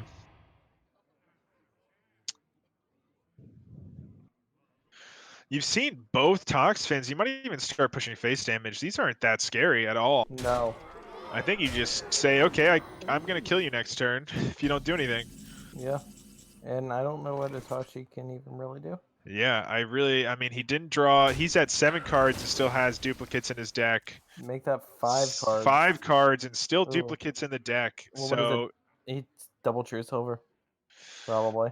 Yeah, that is wow. So a little bit of luck on the side of Derivus there for his duplicates, and not the same kind of luck. Oh, yeah, I don't. That's still not going to do it because it's the true silvers, like you said. Yeah, the double true silver. So this Zephyrus just double true silver in the bottom 3. Like, that's you don't see that every day. No. So a little bit unlucky there for Itachi. I don't know that he would have had just enough juice anyway. Yeah, I guess his bottom 3 cards were double true silver and Nomi. Yeah. Well, I mean, who knows? Because I've seen some lists lately been cutting Nomi to run Leroy and just go like full aggro. Yeah. So I don't know. It was one or the other. Yeah. If it was Leroy, I don't think he ever wins. Though. No. The Nomi maybe gives him a shot if Derivus's Zephyrus isn't active when he does it, but it was. So I think the game was already over from our point of view. But wow, tough. Queuing that Paladin right back up. And there it is a Nomi. So we do see the Nomi. So that we confirmed it is that last card. This does look like Highlander again with the tip the scales in the opening hand. Oh, that's not going well for Itachi No. here. And we do see the Spring Paw to answer this. This is a really good hand for Derivus. Yeah. I don't love Hunter's pack in Highlander. Yeah, I agree. Hunter, but you know, the rest of his hand looks really good. That is unfortunate. Yeah, he's just going for tempo. He needs to win this game early. He knows that. Because if this Hunter gets out of hand, that's probably the game. Although Hunter doesn't have a great answer for the tip the scales, so you know, if he's able to find this prismatic lens and get his other tip of scales, that could give him the win. Okay, Animal Companion here coming down. He had the option to use Zephyrus and kill the opposing Zephyrus with backstab. Chooses not to, just trying to tempo it out a little bit, play his own stuff, and works out for him here. We might actually see either Rat Trap here or the Zephyrus for the backstab again. Going for the Rat Trap, holding on to the Zephyrus. I mean, I think your biggest thing with Zephyrus here is you're saving it to answer one of his tips and scales. Yeah. Yeah, absolutely. because you do not have the best answer. Oh, he does. Oh my god, that's God. the worst card to get with the. Nothing is going Itachi's This way is tonight. not going Itachi's way at all. You know, you have to, as Derivus, you have to expect this tip the scales to come down, but Oh, it's not coming down this turn. This is not what you like to see.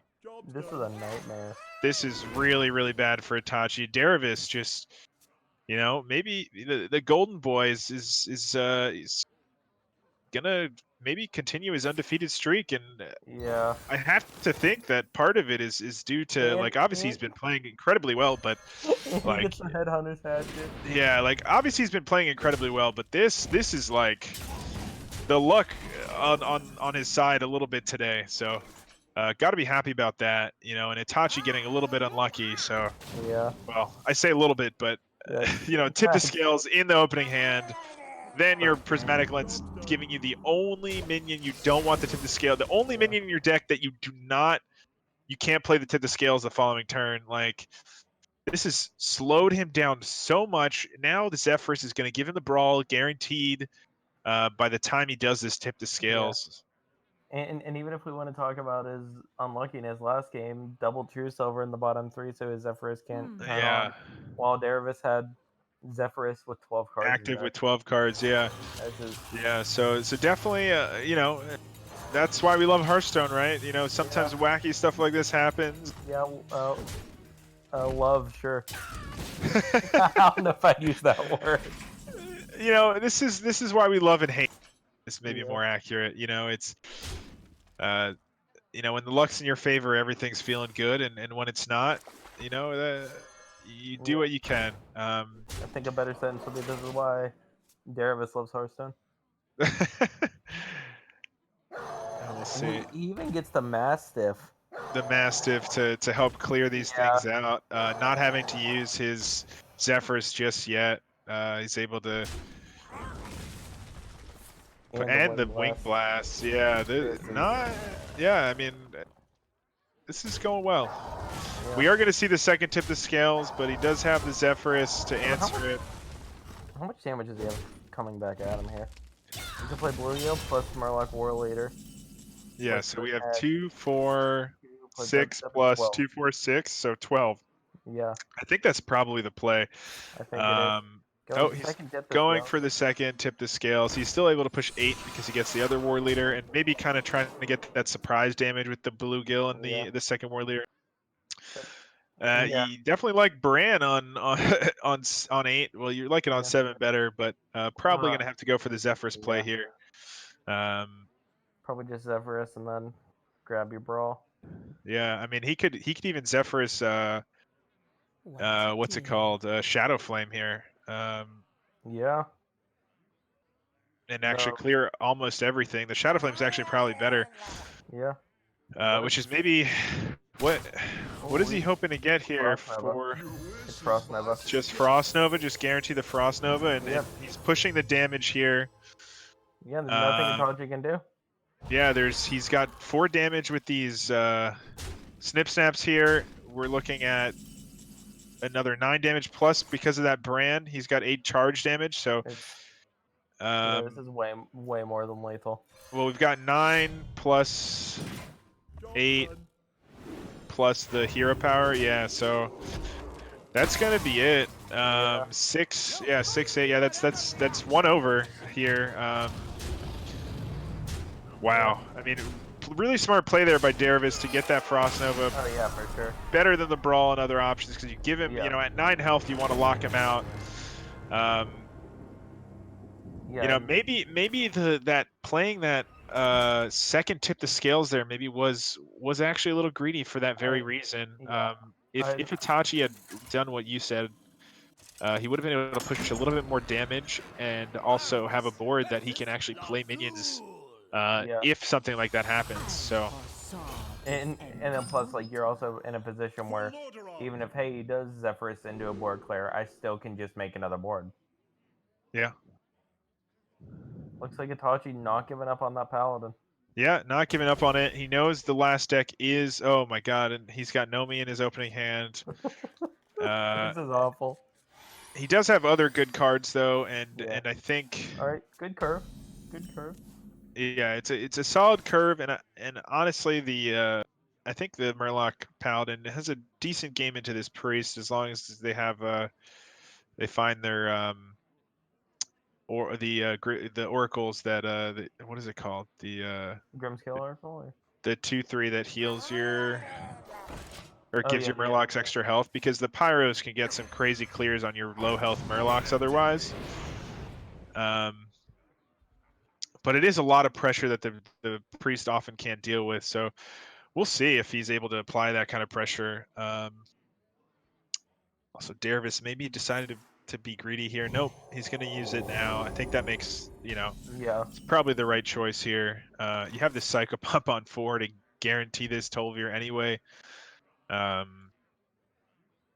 You don't have to be greedy to get the other Tolvir healed here, because you know that this Tidecaller could probably clear it. And it will actually clear. No, it's going to be one one-off. damage short. Yeah. Just gonna hold this down. Yeah.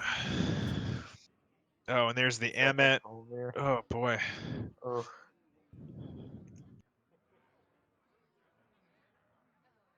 Golden Amet. Does he have a full golden deck here? I wasn't paying attention last time, but I think it might be. he's living large.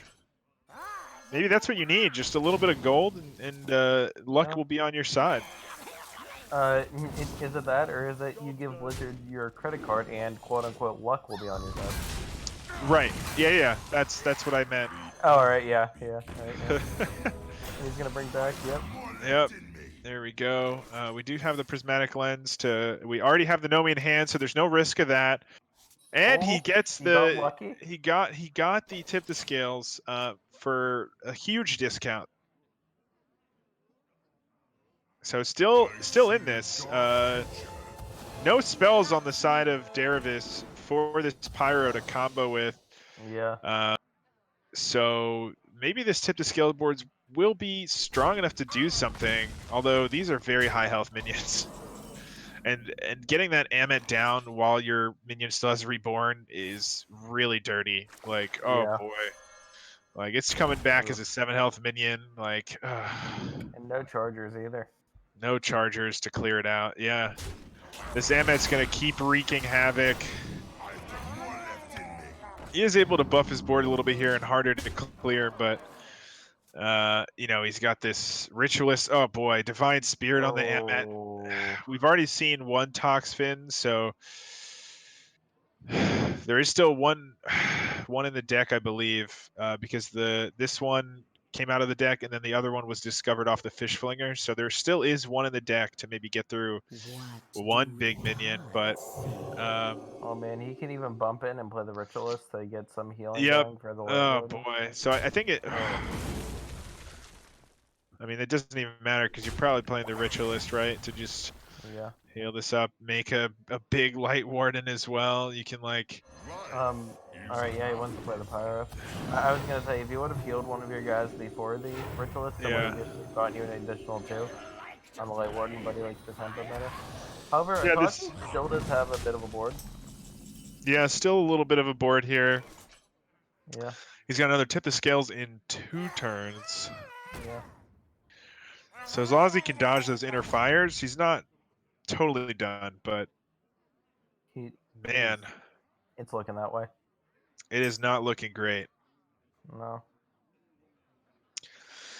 Wow, that Amet top deck, like he didn't draw any of his like cycle, his draw. Like I think otherwise Itachi can clear these and build a board that Derivus can't answer.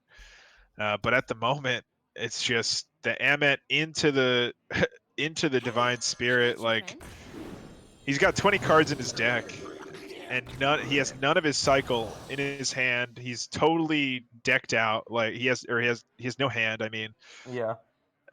If the situation was different, if he didn't get the Amet and he got, any of the other 20 cards in the deck, I think Itachi wins this. Interesting decision to trade here. Yeah, I guess he's saying like the only way I'd lose is if I die from some wacky thing happening, and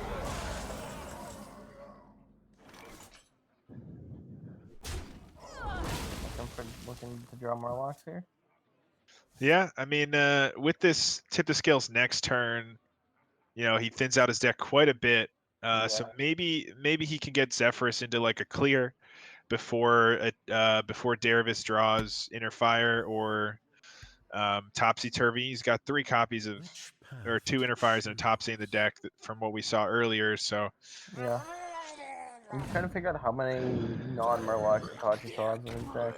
No, he has the double True Silver. he's again. got 1 more Prismatic, double One more True Silver, Prismatic. another Hogsteed, I think. Yeah, I would assume so. That's 4. Oh, and here we finally get a little bit of draw. And I say a little bit, but it's now a 115, so... Yeah. But unfortunately, he doesn't really have any way to trigger it here. Yeah. But yeah, I think there's about 3 more cards or 4 more cards in the deck Yeah, that aren't Murlocs. So very smart to kill it there. That's just limiting the tip the scales even more. And of course he draws. Oh, I was about to say of course he draws the Murloc, but that's one of the ones that you want to draw. That's something you want to play. So this tip of scales I think is only going to draw 3. 3? Or no, 2 if our 3 if our guess was accurate. So and again, he's had 7 cards and double True Silver. Like he doesn't get the hero power. Wait, no, it was 2 because he also has Zephyrus. Oh yeah. Yeah. You're right. So yeah, it was 2. Finds a card that lets him cycle this, and another card that lets him draw more. Is someone injured? No way. This has to be over, right? The only way it's not over is... Oh man, it's not over. The only way this isn't over right now, he needs to draw exactly... I think that Itachi needs to draw exactly True Silver into Zephyrus. Yeah. And not be dead in that next turn. He has to not be dead next turn. And draw the True Silver now into Zephyrus. Oh boy. My god. There's no spell this draws. That was actually the worst draw on the deck. Wow. Can somebody put Derivus or Itachi out of his misery already? So again, we're at the last 3 cards, and 2 of them are True Silvers. Again, and the other one's Zephyrus. So, and he's going to be able to draw 2 cards here. Still can't find lethal. I mean, if he just goes face, he's like threatening. Yeah. Lethal next turn. So even if he doesn't find this, and another draw, another 2 draws here. Yeah, I mean, this game is over. Wow. Well, that's it. Out the brooms. Derivus did not want the sweep, and he got it anyway, but it was the other way. Wow. So, remaining undefeated. Yeah, I mean, we can bring it back in here. I want to ask him about his 4-leaf clover. Yeah.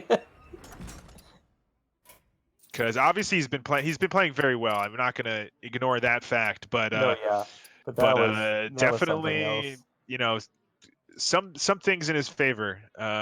Someone is looking out for him. Blizzard. All right. Did he accept my friend request or? Yeah. All right. I'm gonna bring him in. All right. Welcome back. Yeah, welcome back. I'm getting a theme here of the night. You didn't want to sweep, you said, but you got one anyway. Just not maybe the one you were referring to. How's it feel, man? Continuing the undefeated streak. It's definitely awesome. I think he got a read on my lineup. I only got to see the one deck, but based on the classes, I expected him to bring full aggro, and there wasn't really much my lineup could do to counter it if he banned Warrior. So luckily, he stuck with the Pally all 3 games, and Pally is live by the high roll, die by the high roll. So if you don't high roll the tips, you can't really. Yeah. It's kind of a mediocre deck without that. So. And I'm pretty sure he low rolled at every opportunity possible. Yeah, I don't know if you were keeping track of his tip the scales, but both the first 2 games he had one in his hand to start. Right. So that already is bad. and then the other time he drew. It looked like it swapped with Nomi. It So Yep, did. there. Like, Game it did. 2, it swapped with Nomi. He finally gets it on the first prismatic lens. The game 1, the first prismatic lens got him the other prismatic lens, which then Right. got him the tip the scales. The second one, and it was already like pretty far gone at that point. Game 2, it's the only minion in his deck that lets it makes tip the scales unplayable the next turn. Right. Was the Nomi, and then that last game. It finally he got it with something that made it playable, but again he had to tip the scales. I think from the beginning of the game, Yeah. and I think 2 of those games he had Nomi in the hand like very early, and on top of that he was down in 2 of those games to 3 cards, and 2 of them were True Silver. Yeah. So his Zephyrus Yeah. wasn't active. Any And of yeah, those neither games. was his Finlay. That's the problem with that deck, is that if you don't draw well, it's really sketchy. Yeah. So I just was fortunate that he drew poorly all 3 games, and luckily I was able to punish the tip with the Hunter. I had enough mana at that point that I could just set up like guaranteed lethal. Yeah. Yeah, absolutely. I was going to ask you for your 4-leaf clover guy to see if you have maybe you could hook me up. I could use a little bit of that juice. Also, Yeah, is some that powerful stuff?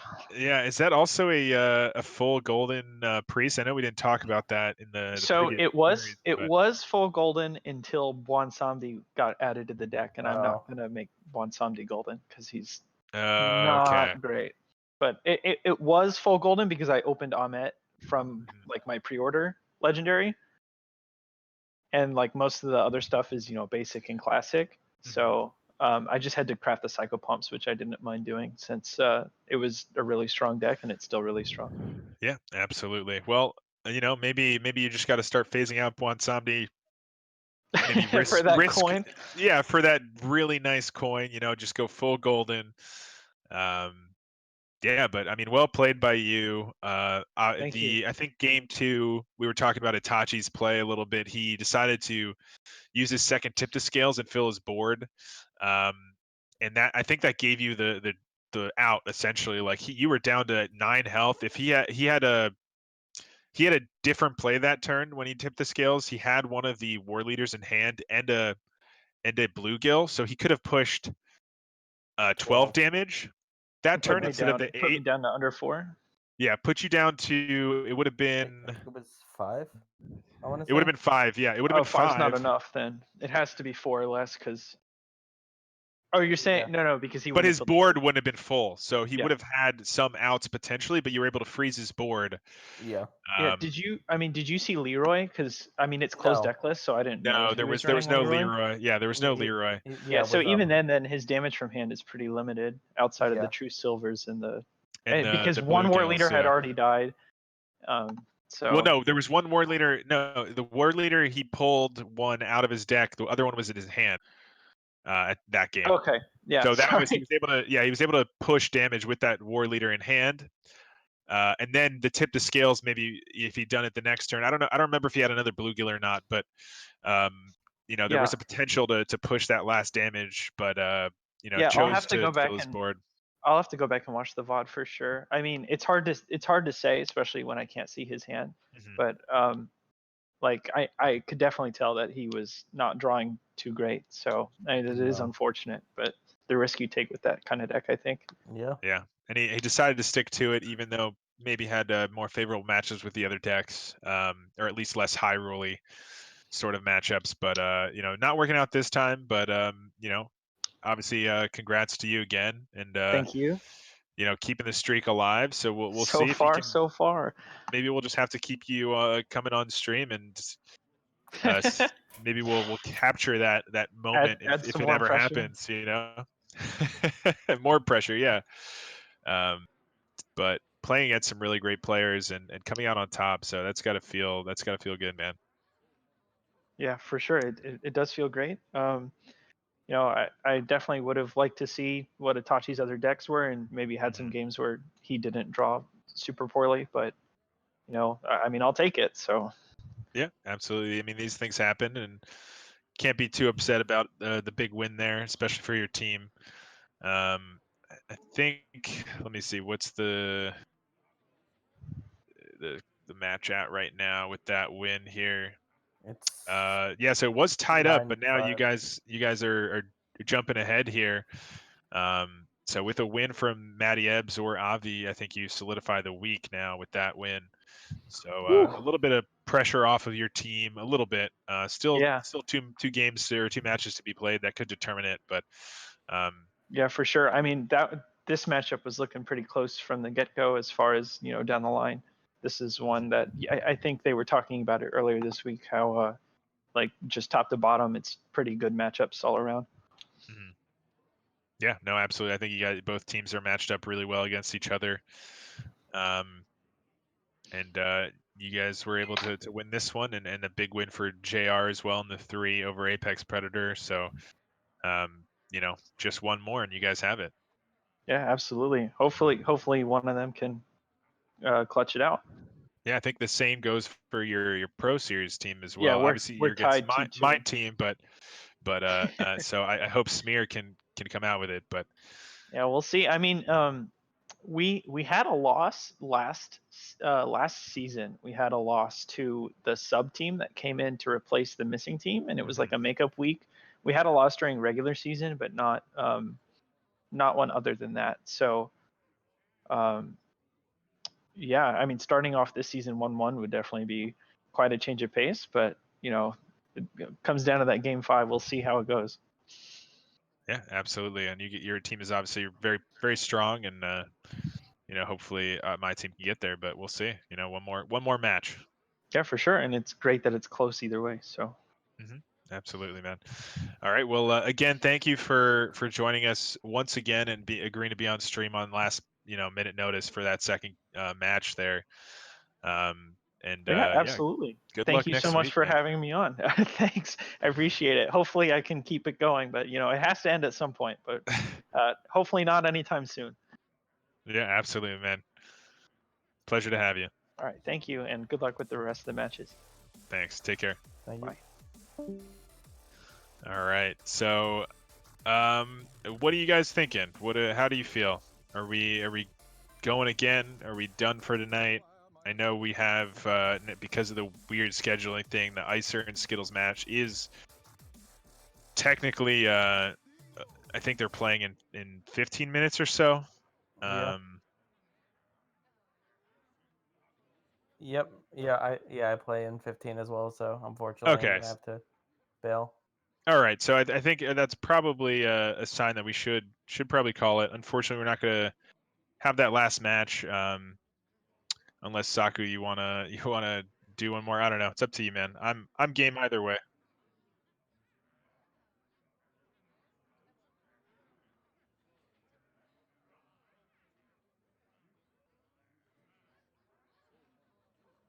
Okay. I mean, if they can be ready a little bit earlier, I would.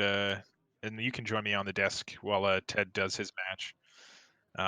Yes, I'm game for that. If they're ready sooner rather than later, that would be ideal. Just because last week I had to banter for like 20 minutes. I don't know if I have it in me tonight to to do it again.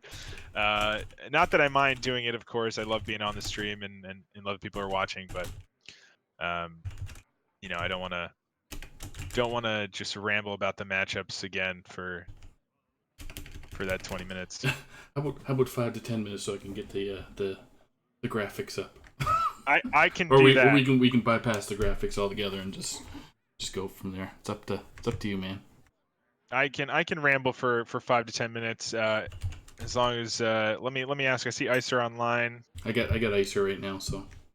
Okay, so just ask him if they'll be ready a little bit early, and then maybe Ted and I until his match can chat a little bit here. Yeah. All right. So let me bring up deck list for them. Yeah, let's see here. So this was a Hero Series Teal, I believe. Yes, Teal. And it's Icer against. We did mention this a little bit earlier. Icer versus Skittles. Yeah, Icer versus Skittles. It's It's actually purple. Yeah, it's purple. No, it's Teal. What? I'm seeing it in purple here. Oh. Ugly Mucklings versus Team No Pros here. Yeah, I'm on the Maybe it's the crossover one. I'm not sure. Oh no, If yeah, it's on both, then it is. yeah, no, yeah, it's a crossover one. Okay. Yeah, so it's no pros here from teal versus Mucklings from purple. Okay. Okay, so that's what it was. All right, yeah, Awesome. So yeah, the crossover of the week. Currently, it's 6-5 in favor of Team No Pros here. So win for Skittles over Icer would put Team No Pros here a little bit ahead, or a good amount ahead. Still 3 matches to be played, so yeah, could be anybody's week, but slightly ahead Team No Pros here at this point. yeah. And no pros here is kind of. I know they're all entirely new hmm to THL this season, and they're making a name for themselves. Yeah, I mean doing well in Hero so far. They won their first, Yeah, and also the player, I think Skittles and Pasca are both playing in Pro and also doing a good job there. So making a little bit of a name for themselves. yeah, and like especially if we wanted to start talking storylines, Skittles beat Itachi last week, which is a pretty big win for someone who not too many people know about. So if he could pick up a win against Icer too, then I think he's definitely going to be on some people's radars. Absolutely, and definitely a good start already. I think in Pro, he also won his match, I believe. I think he's subbing in Pro. I'm not exactly sure if he's a permanent sub or temporary, but I think he played last week, and he did win his. Oh no, I think he subbed this week, and he won his match against Liquidox. So beating some good players. I mean, Yeah, Liquidox, Itachi. We don't have too much info just yet on these guys, but no, um, as for the classes, we got Paladin, Priest, Shaman, Warlock for Icer, and Druid, Paladin, Shaman, Warrior for Skittles. So, not a Warrior bring it all for Icer. So I definitely think I could see that being banned out. It does kind of look like maybe the Priest I think is generally combo Priest. Paladin and Shaman can go several different ways in the Warlock. Usually Zoo, but there is that Mechathune Warlock, which yeah, if he expects sort of control decks, maybe he brings that. I think it could win into the Druid and the Warrior potentially, if the Druid doesn't get too far ahead on board. The Warlock does cycle very quickly, so I think that matchup could if it does is Mechathune Warlock. I don't know that it will be, but no, yeah. um, I think Zoo's the safer bet. I feel like if you're gonna bring Mechathane Warlock, you're expecting a very specific lineup from your yeah. opponent. Yeah, And to be fair, it is like it's hero, right? So you might not have to play it at all. yeah, It's like your counter to hyper control decks. Like if you decide to leave the warrior up and you bring the Mechathune Warlock as just the counter to that, if it is control warrior, and if it's not, then maybe you have an anti-aggro deck like maybe you have Holy Wrath Paladin with yeah, the right tech, or maybe even Control Shaman. I've seen some Control Control Shaman. Shaman Yeah, variants that so use that as your control deck to beat the aggro decks. Then you and have I the just hope you Warlock. never have to play it. Yeah, and then just never play the Warlock unless you absolutely have to, and then it can win any Yeah. matchup with the right draw. Obviously not favored into a lot, but if you're versing that hyper control stuff, it's like unwinnable for the control deck almost.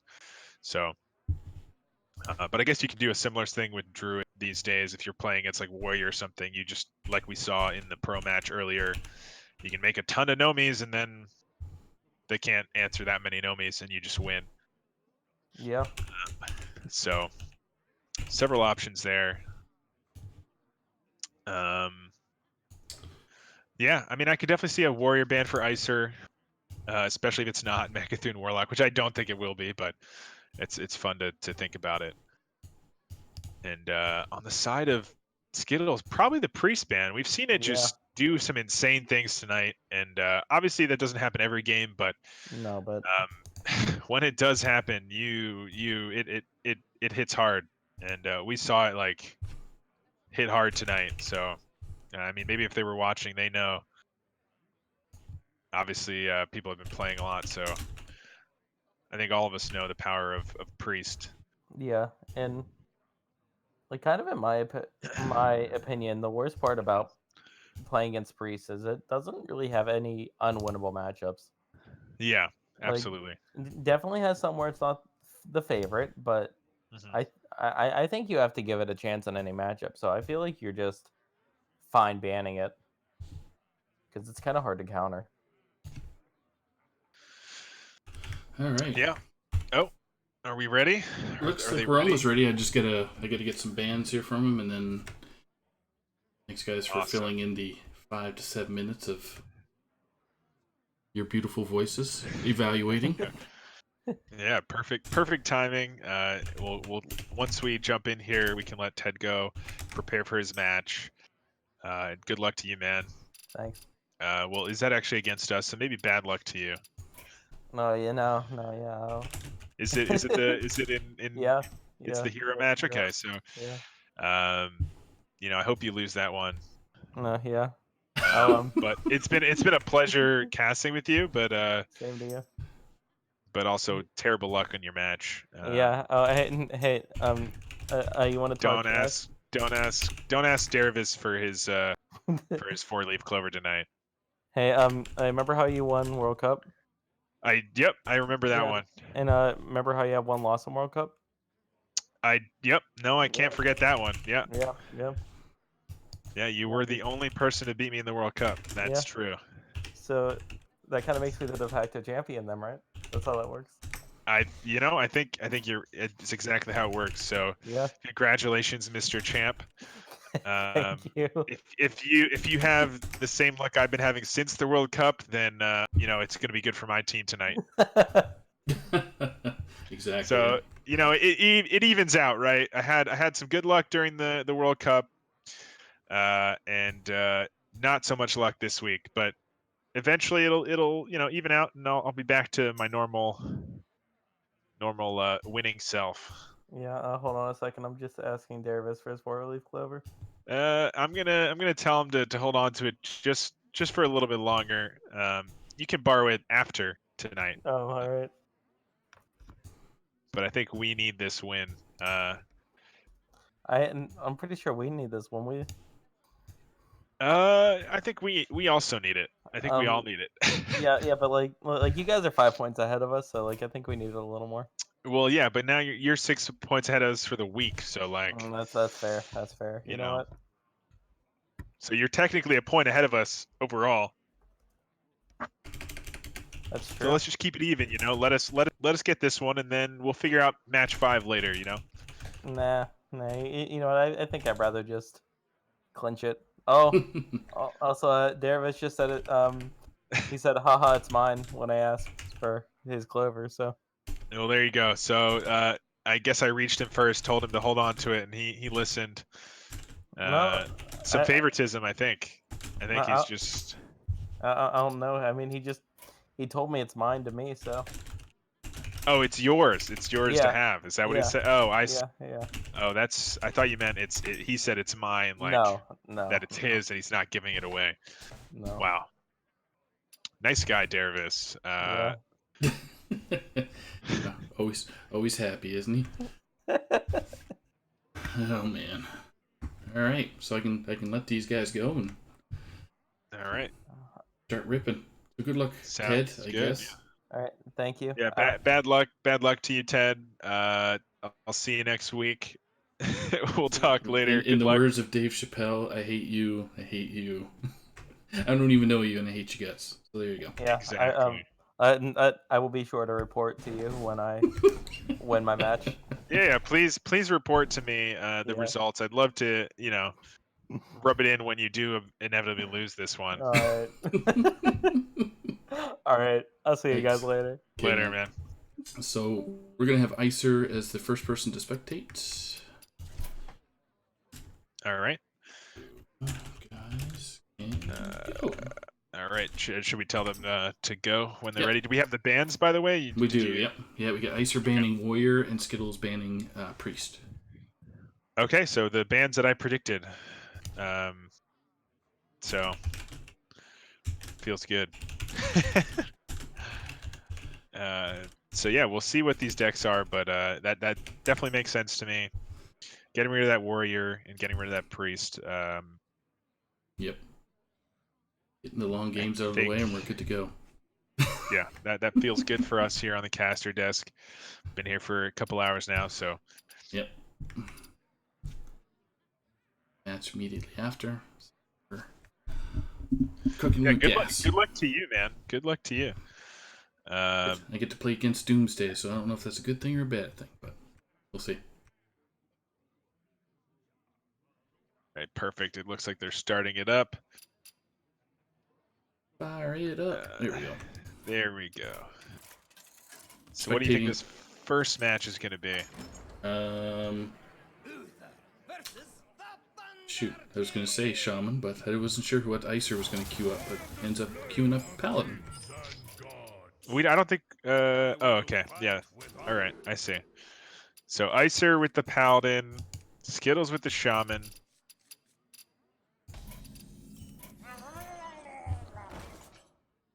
Alright.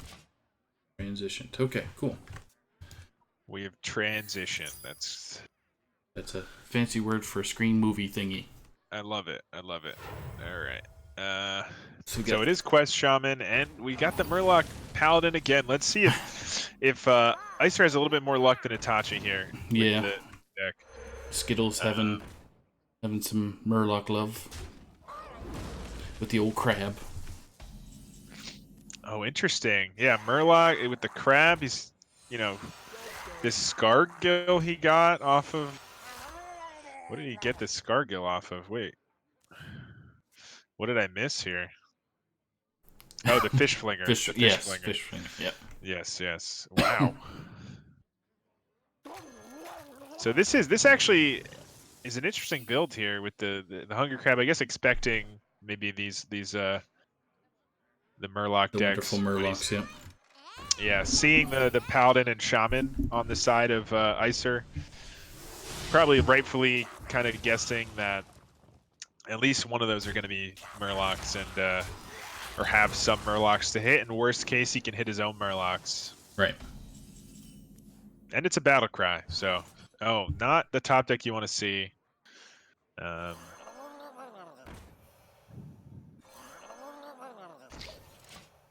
right. So this tip of scale is going to take a while to come down. And we see a lot of stuff in this side of Skittles, so I think definitely favored for him at this point. He's also got the Flesh Shaper that he can drop down here and trade and mutate. He might choose, he's choosing to hold on to this Lackey. Doesn't need to play it.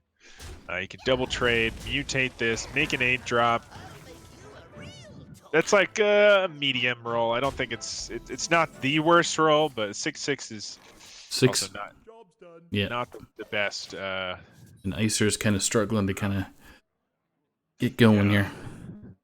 Got another prismatic lens to try and go for next round, but that's not looking good when you get a... Yeah, again, we're seeing this prismatic lens hit prismatic lens. Tip the scales in the early hand. Prismatic lens hits the other prismatic lens again. Not really going Murloc Paladin's way today. Murloc Paladin just like Derivus said, you can low roll and it makes it very tough. I think in this matchup you really want to. We don't see an MC Tech yet on the side of Skittles, and we don't see the Elemental either, the Sandstorm Elemental. So still kind of okay if he gets this tip the scales out soon. Do you see MC Tech in Paladin decks at all? No, I'm saying Skittles. Oh, having okay. Yep, gotcha. Yep. Right, because that's the really powerful card into this. This is the Murloc or the Quest Shaman doesn't have the best answers to a big board like this. He did have a board, which it helps. He had a really good board to start, but normally this happens and you don't have that big of a board to answer these Murlocs. And if you don't have the MC Tech or the Sandstorm Elemental to do at least 2 damage, like if you have the hero power already, the Heart of Virnal available, and the Sandstorm Elemental, it gets hard to clear this. So still not over here for Icer, because we don't see either of those cards in the hand of Skittles. So this is going to be a tough board to deal with. The 6/6 is certainly going to help. But, you know, this Tasty Fin is going to draw some cards. We have the War Leader in hand to probably clear up some of Icer's side of the board. If he chooses to do that, which I think he will in this situation. With he can sort of clear up some of this stuff and then tip the skills the following turn. Mm-hmm. And he's running out of stuff. You want to get rid of this totem so he doesn't keep getting these lackeys. And we see the Leroy for Icer, so maybe no Nomi in this build. He's just pure face. Yeah, pure face. That might actually work out in his favor here. That extra damage could mean the difference. Choosing not to play this bluegill here. I think he will actually, maybe, depending on what he draws. Mm-hmm. I think you want to get rid of this evil totem if you can. Just check in to see what else he can get, but probably still gonna charge this bluegill. Really? Yep, he's double thinking it. There you go. Going after that totem. Yep. We should. Because the heal totem's not doing anything right now. Probably won't.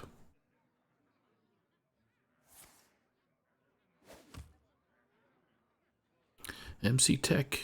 Engaging TC-130 into Steals your big boys. Oh, except for that one.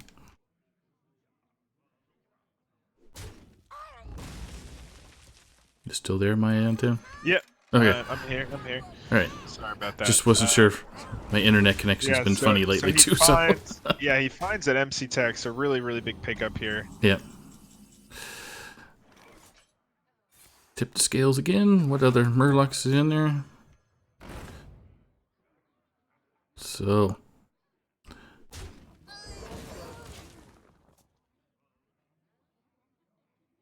Gonna make it harder for Icer to.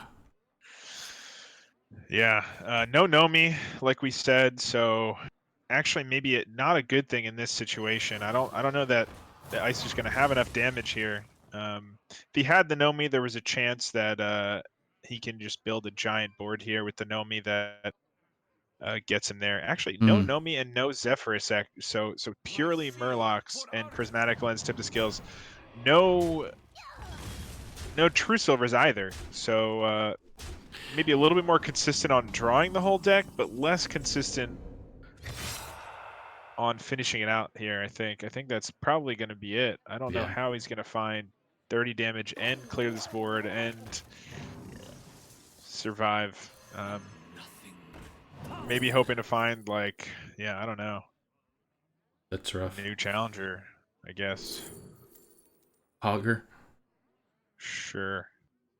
Make a bunch of taunts, but this also gives it taunt divine shield, so they can just clear the Hogger. Maybe Kartut heals you enough and protects your board. Yeah, Kartut probably is a better choice in this. That ends up being 8 health plus a divine shield versus the Hogger is 1 divine shield and 6 health. Still uphill battle. Yeah, I don't know how he gets there with this hand. He's gonna have to trade one of these off already. Yeah. I think this game is over, but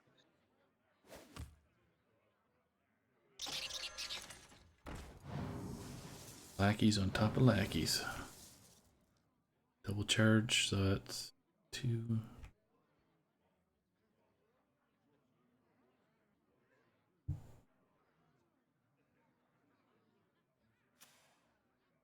You drop the Scargill and then you do the Echo and make a pretty big board too, but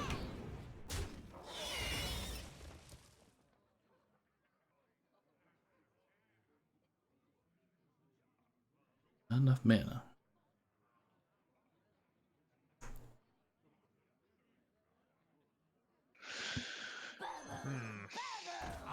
I'm ready to move on to the next game. I don't know how you feel. I mean, I definitely. Oh, not even gonna get the value here off of this. off of this Illidan.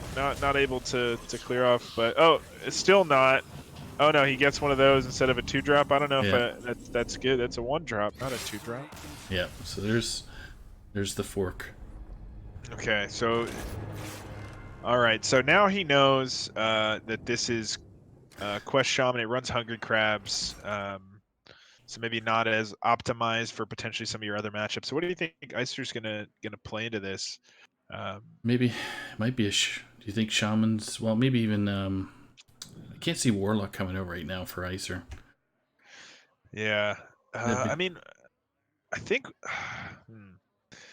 because he's got Paladin and Druid to face next. yeah, I think maybe he goes for the mirror. Maybe his deck is a little bit less early game. He's got maybe former champs, giggling inventors, stuff like that. And just hope he gets a little bit luckier in the mirror. Yeah. If you brought Murloc Shaman, he's gonna be in a little bit of trouble though. There you go. Okay, so this actually looks like some sort of aggro token shaman, overload token shaman maybe. So this actually could have some juice, although the sparks do struggle into those sandstorm elementals, and obviously MC Tech is still a threat, but if he can dodge those, it's gonna sort of be the same game plan as the last game, but maybe have a little bit more of a late game shot here with the angler. Yeah, he's got Flesh Shaper as well. So yeah, this does look like some sort of tokeny shaman deck. I did see a list that Jombre was playing that he posted that I think might look similar to this. I don't know about the knife jugglers though. That might be some Icer tech there. Right. Not a bad top deck here though with this Tide Caller. Another option there I would have liked to see actually is the Coin Angler. I guess he's afraid of exactly this Hungry Crab, which he did draw. So actually choosing to hold on to it, I think that makes a lot of sense. Waiting for a bigger valued Murloc to come out. Especially when you find that Kobold Lackey to deal with it, you don't have to drop the Hungry Crab. It's nice to get that 3/4 out, but not gonna be too upset about this.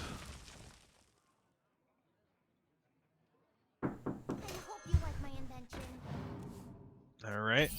He's also running these Defender of Arguses, so really kind of an anti-Murloc aggro list for this Quest Shaman. So I think making the right read on what Icer's going to bring, actually. If I remember correctly, did Icer bring like all Murloc decks like last season? Like... Is that like, I think he brought like all Murloc decks last season a couple times or something. I think that was like a meme at one point. He just went all Murloc all season. Yeah. So like maybe Skittles getting that information somewhere, knowing that there's a potential for that. Ooh, just missing the one juggle that he might have wanted to get the full clear, but not actually a good answer here on the side of Skittles. He could draw one. It's not quite it, but it could give him something that could help him next turn. He's still 2 turns away from this Giggling Inventor and several turns away from Giggling or the Hero Power into Giggling. So not over yet for Icer. I think he's actually in a pretty solid spot here. Going to be able to play this Flesh Shaper as well to clear out this Evil Totem. Do some trades. Go face with 3. This plays a little bit into the MC tech. You don't really want him to steal any of these. He doesn't have it as far as we know at this point, but he could easily get it. Wow. That's unfortunate. Not the lackey you're looking for, and definitely not the top deck you're looking for. Yeah. If he had a better lackey, he could have comboed it with the Bog Slosher maybe, but it looks like he's just going to make a big Bog Slosher here with the Titanic Lackey, give it 7 health, make it harder to deal with. But he has the clear in the hand, and the Mutate, and the Witchy Lackey to make this a 9-drop if he wants. Wow. Yep. And not too many answers on the side of Skittles to that. And with this trade of the Searing Totem as well, if he doesn't, well, yeah, that's a little bit of a low roll for the 8-drop. So it looks like he's going to go for that 9-drop here, and that means that he's putting himself a little bit at risk here again for the MC Tech. He didn't see it last turn though, so probably okay to go wide. Yeah, I was just gonna say he's not showing any fear with the MC Tech. Still no MC Tech. Earthshock can answer a little bit of this. He can get rid of this evil totem that's getting him value, but then he doesn't get the giggling down, so he might value getting that down to sort of. Oh, interesting. Going for a double. Yeah, he's this way. This clears, I guess, the most minions. Keeps the Thunderhead under control. Yeah. Wow, no more overload cards here. So yeah, he's saying, you know, you haven't had the MC Tech yet, so I'm not gonna play around it. And if you draw it, like I lose the game probably, but if you don't, then I could beat your giggling inventor here. No MC Tech again. Wow, this lightning bolt is gonna give him a way to clear a lot of these. He can trade a witchy lackey in, lightning bolt that one, and then double trade those. Okay, yeah, the lick him also gets it. There's so many ways he's got. Good enough to clear. Yep. Get through those and push that Onyxia face as well as another minion here. Actually, 2 minions. He's got way more than he needs. So let's see what Skittles has to answer Icer's aggro overload sort of tokeny shaman. So tying it up here, Icer. What do we have left for Skittles? Has his Druid and Paladin, I believe, available. Yep. Druid and Paladin versus Shaman. Icer Shaman Warlock. And Warlock, yep. Yeah. So what do you think he plays into this Shaman? If it's Quest Druid? Druid, I would say. Druid's my guess. Quest Druid, maybe. Maybe can get there. He does start off with the coin. Oh, no, he doesn't. Sorry.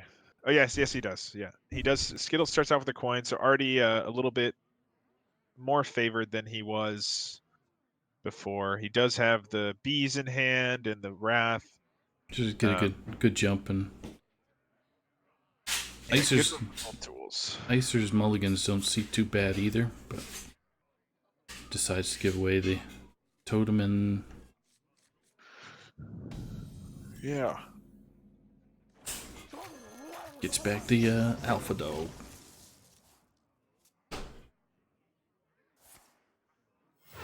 Yep, so Skittles doing the coin merchant play. We were talking about this earlier. We saw Derivus, I believe, do the same thing. It slows down his quest by turn, but this matchup's all about that early aggression and that 1/4 contests a little bit. Wasn't enough this time around, but he does have the bees to follow up next turn potentially. Or the Wrath to clear some of this. So, and it looks like he's running MC Tech. So I think Skittles making really good reads here on what Icer might bring. We saw he wasn't able to find the MC Tech in the other matchup, but he's got a good chance to steal Knife Juggler that might come out after. Yeah, he is going to clear this wolf here. Yep. With the Wrath, accelerate his quest. And we might see Icer just go in here with the double Murlocs here. And then this MC Tech's going to steal something, which could be really significant. We'll see if he decides to do that. He's also got bees as an option and have 2 bees alive to contest the board and kill something. So 2 options here. I think, he might go for the bees just to contest the board a little bit more. Kill that juggler. You got 2 bees left. 2 bees. 2 bees or not 2 bees? Push a lot of damage here. Oh my goodness. This Slurper I don't think that Icer has to worry about much of anything. Obviously, if he, a Starfall top deck would be really bad for him. I think it just full clears, but I think you just go face with everything and push as much as you can and say, like, if you have the Starfall, then I probably Power to lose. you. But Yep. otherwise, like, even if you run this MC Tech Wrath is not going to be enough. I think debating about this lightning bolt because he has the Wrath of Air totem, maybe wanted to capitalize on that extra 1 damage this turn. Mm-hmm. But MC Tech's yeah, definitely got to come out today. MC Tech pulling the strongest minion actually, so reducing a good amount of damage on the side of Icer. He does have also Moonfire, which he can combo with the Blood Mage or just Wrath, the other Tidecaller, Moonfire, something else. And then we're just looking at 1, 2, 3, 4, 5 power on the board. So not quite enough. Actually, this Wow. is another 3 damage, so that's 5, 8 4. plus Yep. the 4. That's exact lethal. Wow. Oh, does he miss it? Oh, no. Oh, no, I think he's sees got Okay. it. Yeah. Okay. It looked like he targeted the Murlocs. That was exact lethal off the top there. With Major. that Wrath of Air totem staying alive. Way to go, Icer, reading that one out. Well, hitting. Despite the anti-aggro tools here in this deck, just not quite enough.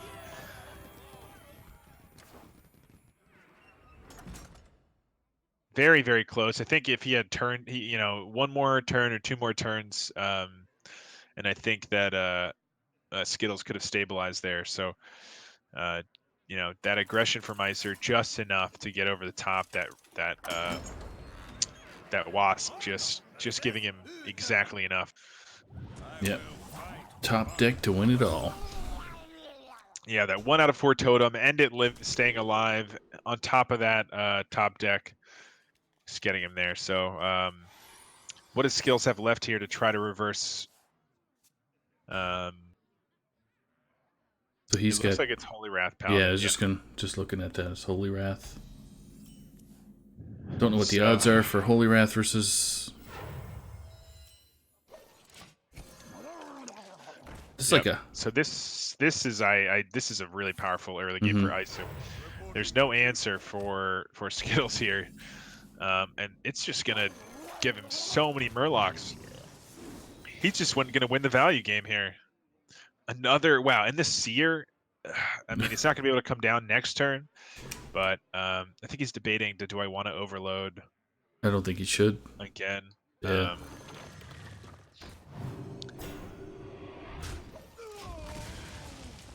I think there's an argument for it. There's a crab. Here comes the crab. He loves these crabs. He must have gotten some info on Icer. Someone told him that Icer loves his Murlocs. There's going to be Murlocs in every deck, and it would have. I mean, he would have been right and would have been very like. I mean, it's working out for him here. Yep. That was, I think, the only draw that could have helped him clear that angler. So missing out on 1 Murloc, but I think he was setting up for this Lickum play, which is why he chose to do what he did. Yeah, opting to keep his 2/1 alive, using that zap. Prismatic Lens, really good top deck to help accelerate and finding 2 other draw tools. This Consecrate's going to be really nice for Icer. Or for Skittles, for Skittles, to yeah. answer this board. I was just going to say, yep. Yeah, not going to be able to develop anything, but... It's at least not going to hurt him either. Thunderhead. Thunderstruck. There you go. Shall we make a storm? Do you bother hitting face at this moment, or are you going to save it for something? Yeah. Yeah. That's what he's considering. He did have the Overload there, and he doesn't have any Overload cards in his hand, so it may be worth considering using it, but hoping he just gets some. He's got quite a few in his deck, so doesn't get one here, though. Now he's got a couple options. Like you've seen one consecrate. Usually they don't run too many. They have double consecrate. They usually run like these days only a couple of board clears. So haven't seen one yet. Actually, we don't see one in Skittles' hand at all.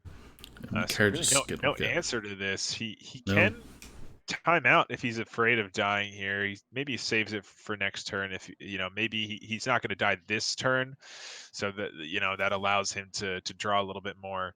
Maybe find one of those board clears to combo with the pyro. Usually they run like equality. They run at least one equality, at least one what's it called? The 5 cost, make every minion 1/1s. Skipping me too. Skip me to yeah, well, that card that does things that change things. Yes. Yeah, in 10 minutes, chat will be roasting me. I was just playing this deck earlier, so I don't know how I've forgotten. I'm always so bad with these names. Using one Holy Wrath actually hits enough damage there. I think a lot of his potential draws there had the damage, so opting to go for it there, I think that was probably a wise choice. You don't need both Holy Wraths in this matchup, I think, so. He's already at 24, and I don't know that they run any heal cards. Yeah, or se, armor so. for that matter to load up on armor. He actually missed one damage there by doing it in that order. Let's see if that bites him in the butt here. Although the role of the totem there is pretty good because we do see the True Silver in hand that can clear up this. It would have been able to clear up the Direwolf Alpha. So we're gonna see the timeout come out. Yeah, I think he's considering to play this pyro. He can then Crystology. He can flash a light to clear a bunch of stuff. He can Crystology again. I don't know how many minions he has. Okay, so yeah, this full clears. Really good play there from Skittles to full clear. He doesn't really need that 1-cost minion. He'd rather just get rid of the Thunderhead for any other developments. So, yeah, he's just going to develop again here. Make another. Yep. So there's Shirvala and 4 mana. It's not bad. He already has a banker in hand. He probably doesn't need. He doesn't need both of them because he's already used the Holy Wrath. So, not out of the question to like see the Shirvala come down here. He's also got the Kangor with the Shirvala to like turn really heal 24. up. Yeah, I was gonna say. I don't think he ever comes back from that. So yeah, we might see this exact play here. Prismatic Lens, make the Shirvala 0. He can Shirvala, yeah, and he can Shirvala Banker. It's exactly the play I was thinking of. And yep, Icer seeing this is aware that at this point that's the game. Okay, so we were 2-2 now, so it comes down to the last game. Do we think that this what do we have left? Warlock versus Paladin, so that's gonna be, if it's Zoo, I don't think Paladin's got a good chance. Let's get a bad curve. Yeah. I think it can go either way depending on the build. Right. But if this Warlock has a good curve, it can definitely get there. But a similar thing could happen for Icer here. He could come very close and then it come down to it, but definitely not the hand that gets you there just yet. Although the Serpent Egg into an Evil Genius to follow up, or it's not too bad. There's the Serpent Egg. We don't see a True Silver in the hand yet, so. Nope. Oh yeah, we do actually. So gonna be able to answer this Serpent Egg next turn if he wants. Can drop a Novice Engineer this turn. Just start cycling. And the Pyro is really helpful for some nice clears. I think Skittles can definitely get there. Evil Recruiter, Busting really that nice open. here. Mm. Really nice here. Yeah, Taunt I to like get in this the way. Void Walker. Yep. Protect this. Protect the old sea serpent. Mhm.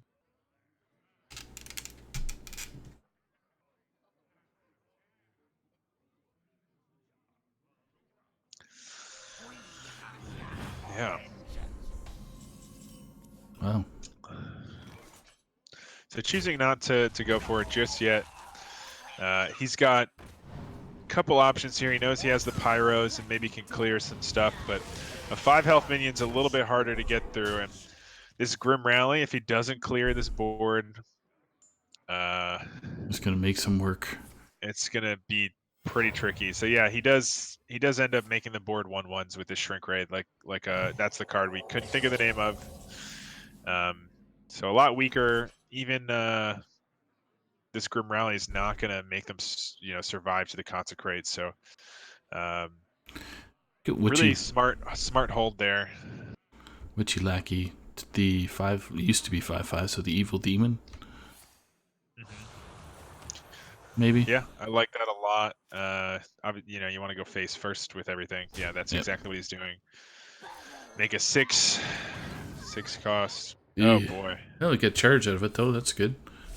Yeah, it gets to push some damage right now, and it doesn't die to this Consecrate, although Pyro plus, what do we have in the hand right now? We actually don't have enough spells to combo the Pyro yet. No, still nothing. So this 6/3 actually significantly does live to the Consecrate. Maybe not the 6-drop you were hoping for, but not a bad one at all to find. You saw him just use that. You can now Disease Vulture if you want. You can Hero Life Tap, make another big board, or you can Juggler, play a bunch of stuff. I like this. I like this a lot. The You Juggler, play this Ritualist as well, and then oh, interesting. So yeah, just getting as many juggles as possible. He can play one more here. He can even bump this in and evolve it again. Get himself a 7-drop. I don't know how good 7-drops are, but if you get 6, and then if the new person comes in, does the Juggler activate? Like say they no, because it's not throwing. Okay. No, but are there 7-drops that actually have charge or can do something there? I was just trying to think. I don't think it does. I don't think any of them do, but I mean, I like putting him to 1 here. The question is, what do you do? I think you go for a 7-drop. Okay, Underbelly ooze. It's actually interesting. Yeah, that's gonna. I mean, that's actually really interesting. That's actually really bad because if he had a Pyro Clear here, he doesn't. But if for some reason he had a Pyro Clear, this would have potentially survived damage. Oh, there it is. And juggled right in there. So yeah, that's it.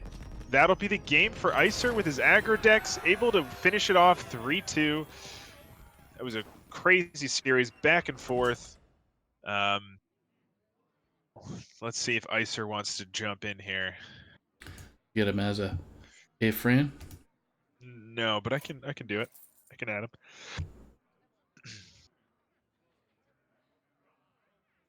him. Okay, yeah, so he's down.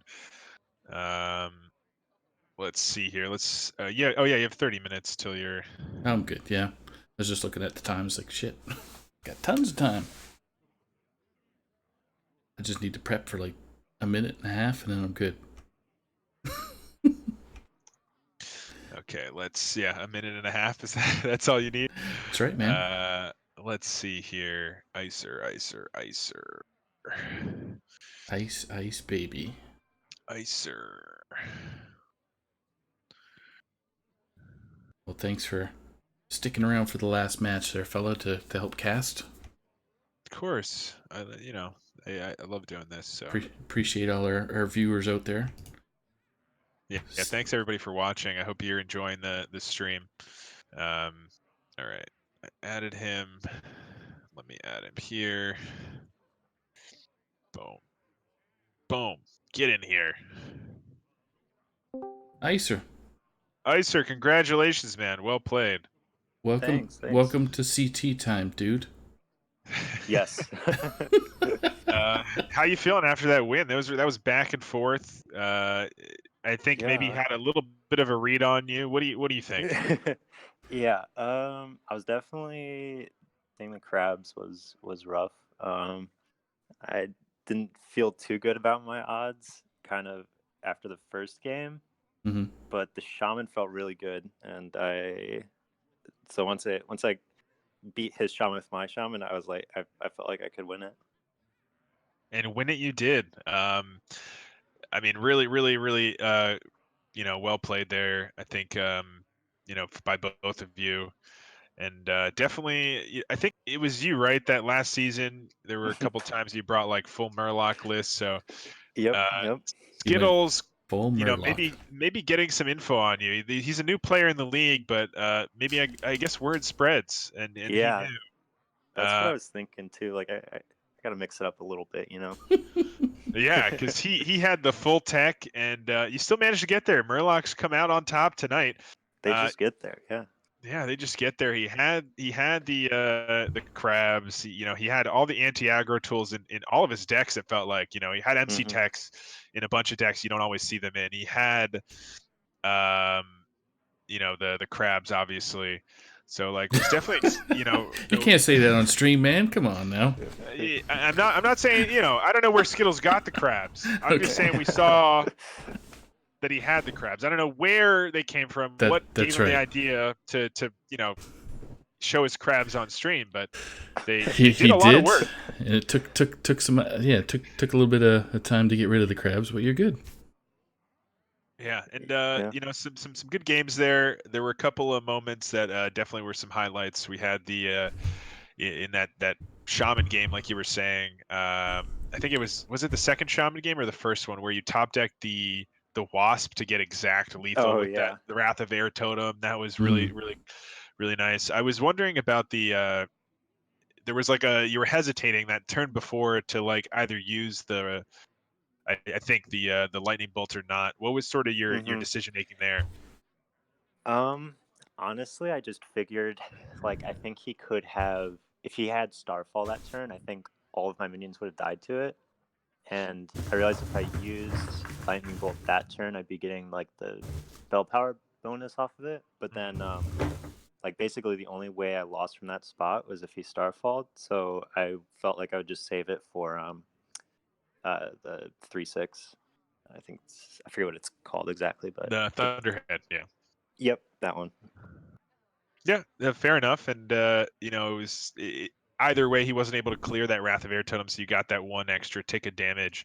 Yeah, yeah. So like maybe my assessment maybe wasn't even completely accurate there because I didn't think he would pull out an MC tech out of nowhere, and then that kind of messed up what I was figuring would happen. The but, game plan, yeah. Yeah, still kind of worked out. It didn't matter in the end. He did pull I think your strongest minion, but he was only able to clear 2 other minions and left I think 5 power in play. I mean, he had an option, I suppose, to clear the Wrath of Air totem, but I think he would have been leaving a 2 attack minion, so Yeah, it would have worked out damage the you would have same either pushed way. would have been the same. So Mhm.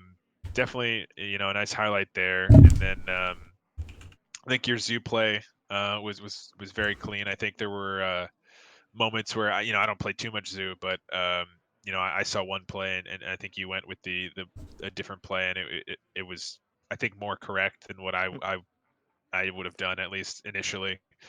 So good job there. Thank you.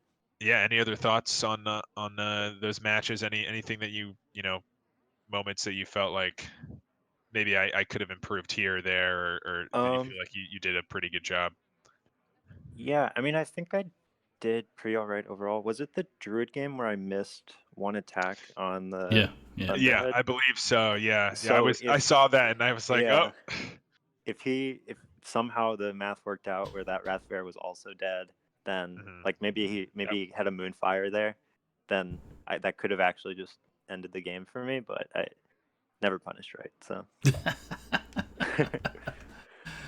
Yeah, you had some Derivus luck right there at that point. So yeah, for sure. Yeah. Cool. I don't know. I think games went pretty good overall. I was definitely spooked once I saw like the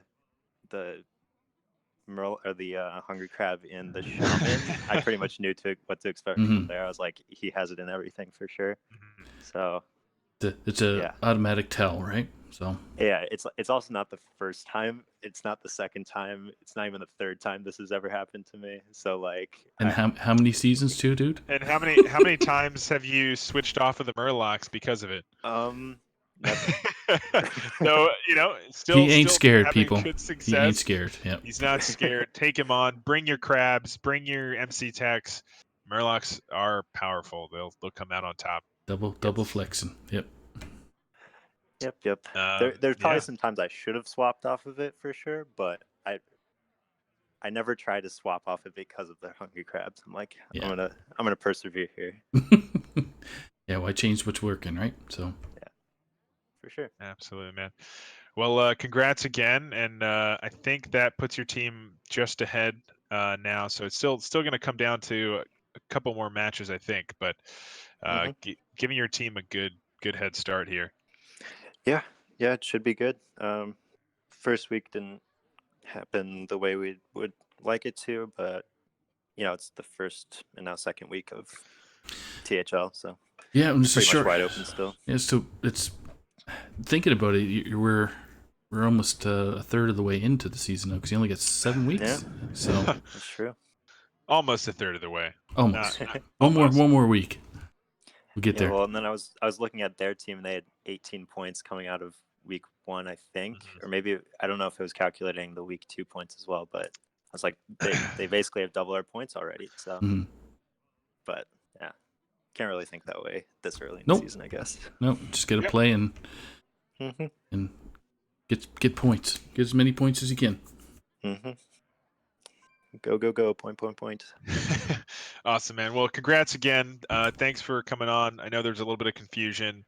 Yeah, well, thanks for staying on too and commentating still. No problem. It wasn't initially planned, so glad it all worked out. Yeah, we all learned tonight, especially in chat. CT and CST are different. Yeah. Well, and like some places just never switch, I guess, which I never knew that. Yeah. So. Yeah, weird stuff. But great win, and good luck in the rest of your matches. Your team obviously this week and future matches. And thanks for coming on, man. Yeah, appreciate it. Thank you. Thanks, Iser. Awesome. Have a good night. You too. Later. Fantastic. Well. All right, man. Well, that's it from us here, right? I don't think we have any. Well, we just had this newsflash, 14 matches in a row. We're going for a 24-hour stream. Never sleeping. I didn't know that people played this late, but I guess that's what we're doing. So here we go. We're on the newsflash, everybody. We get the strip at the bottom. I was talking to Donde about this during Heart Center that we need to get some animations for news alerts about matches and stuff during streams. Yeah, we used to have a ticker. Bottom. Yeah, but I got to try and figure out how that works. And once I do, I'll teach our stream ops, and then we'll have a ticker going. Yeah, we'll get a ticker. All right. Well, thanks again, man. I hope everyone that's watching enjoyed it. I don't know. Do we have any matches scheduled for the weekend? I know that there's talk, but I haven't seen anything concrete, like settled. Who was opping, who was casting, kind of deal, but. We'll just keep an eyeball on Discord and obviously on our Twitch channel when we broadcast. Yeah, absolutely. And if you guys want to be on stream, fill out the form. Let Saku and myself know. We're always happy to cast as many matches as we can. Great to have the content and people I think enjoy watching them and hearing us babble for 3 hours. Yeah. Yep. So. Yeah, no, I love to babble. So let me babble, guys. Give me things to babble about. I hope you guys like listening to me babble. He's the babble. What I like. He's the babble guy. The babble guy. They call me the babble guy. World champ babble guy. The world champ babble guy, indeed. All right. Well, have yourself a good night, my Anadon, and I'm gonna jump to my match here in about 20 minutes. Yeah, good luck, man, and thanks again. Always a pleasure to cast with you, Correct. to have you up, and everything you do here for THL, man. Love you too, buddy. Love you. Good night, All right, everybody. watching. Good night. I have no time for games. Are we clear?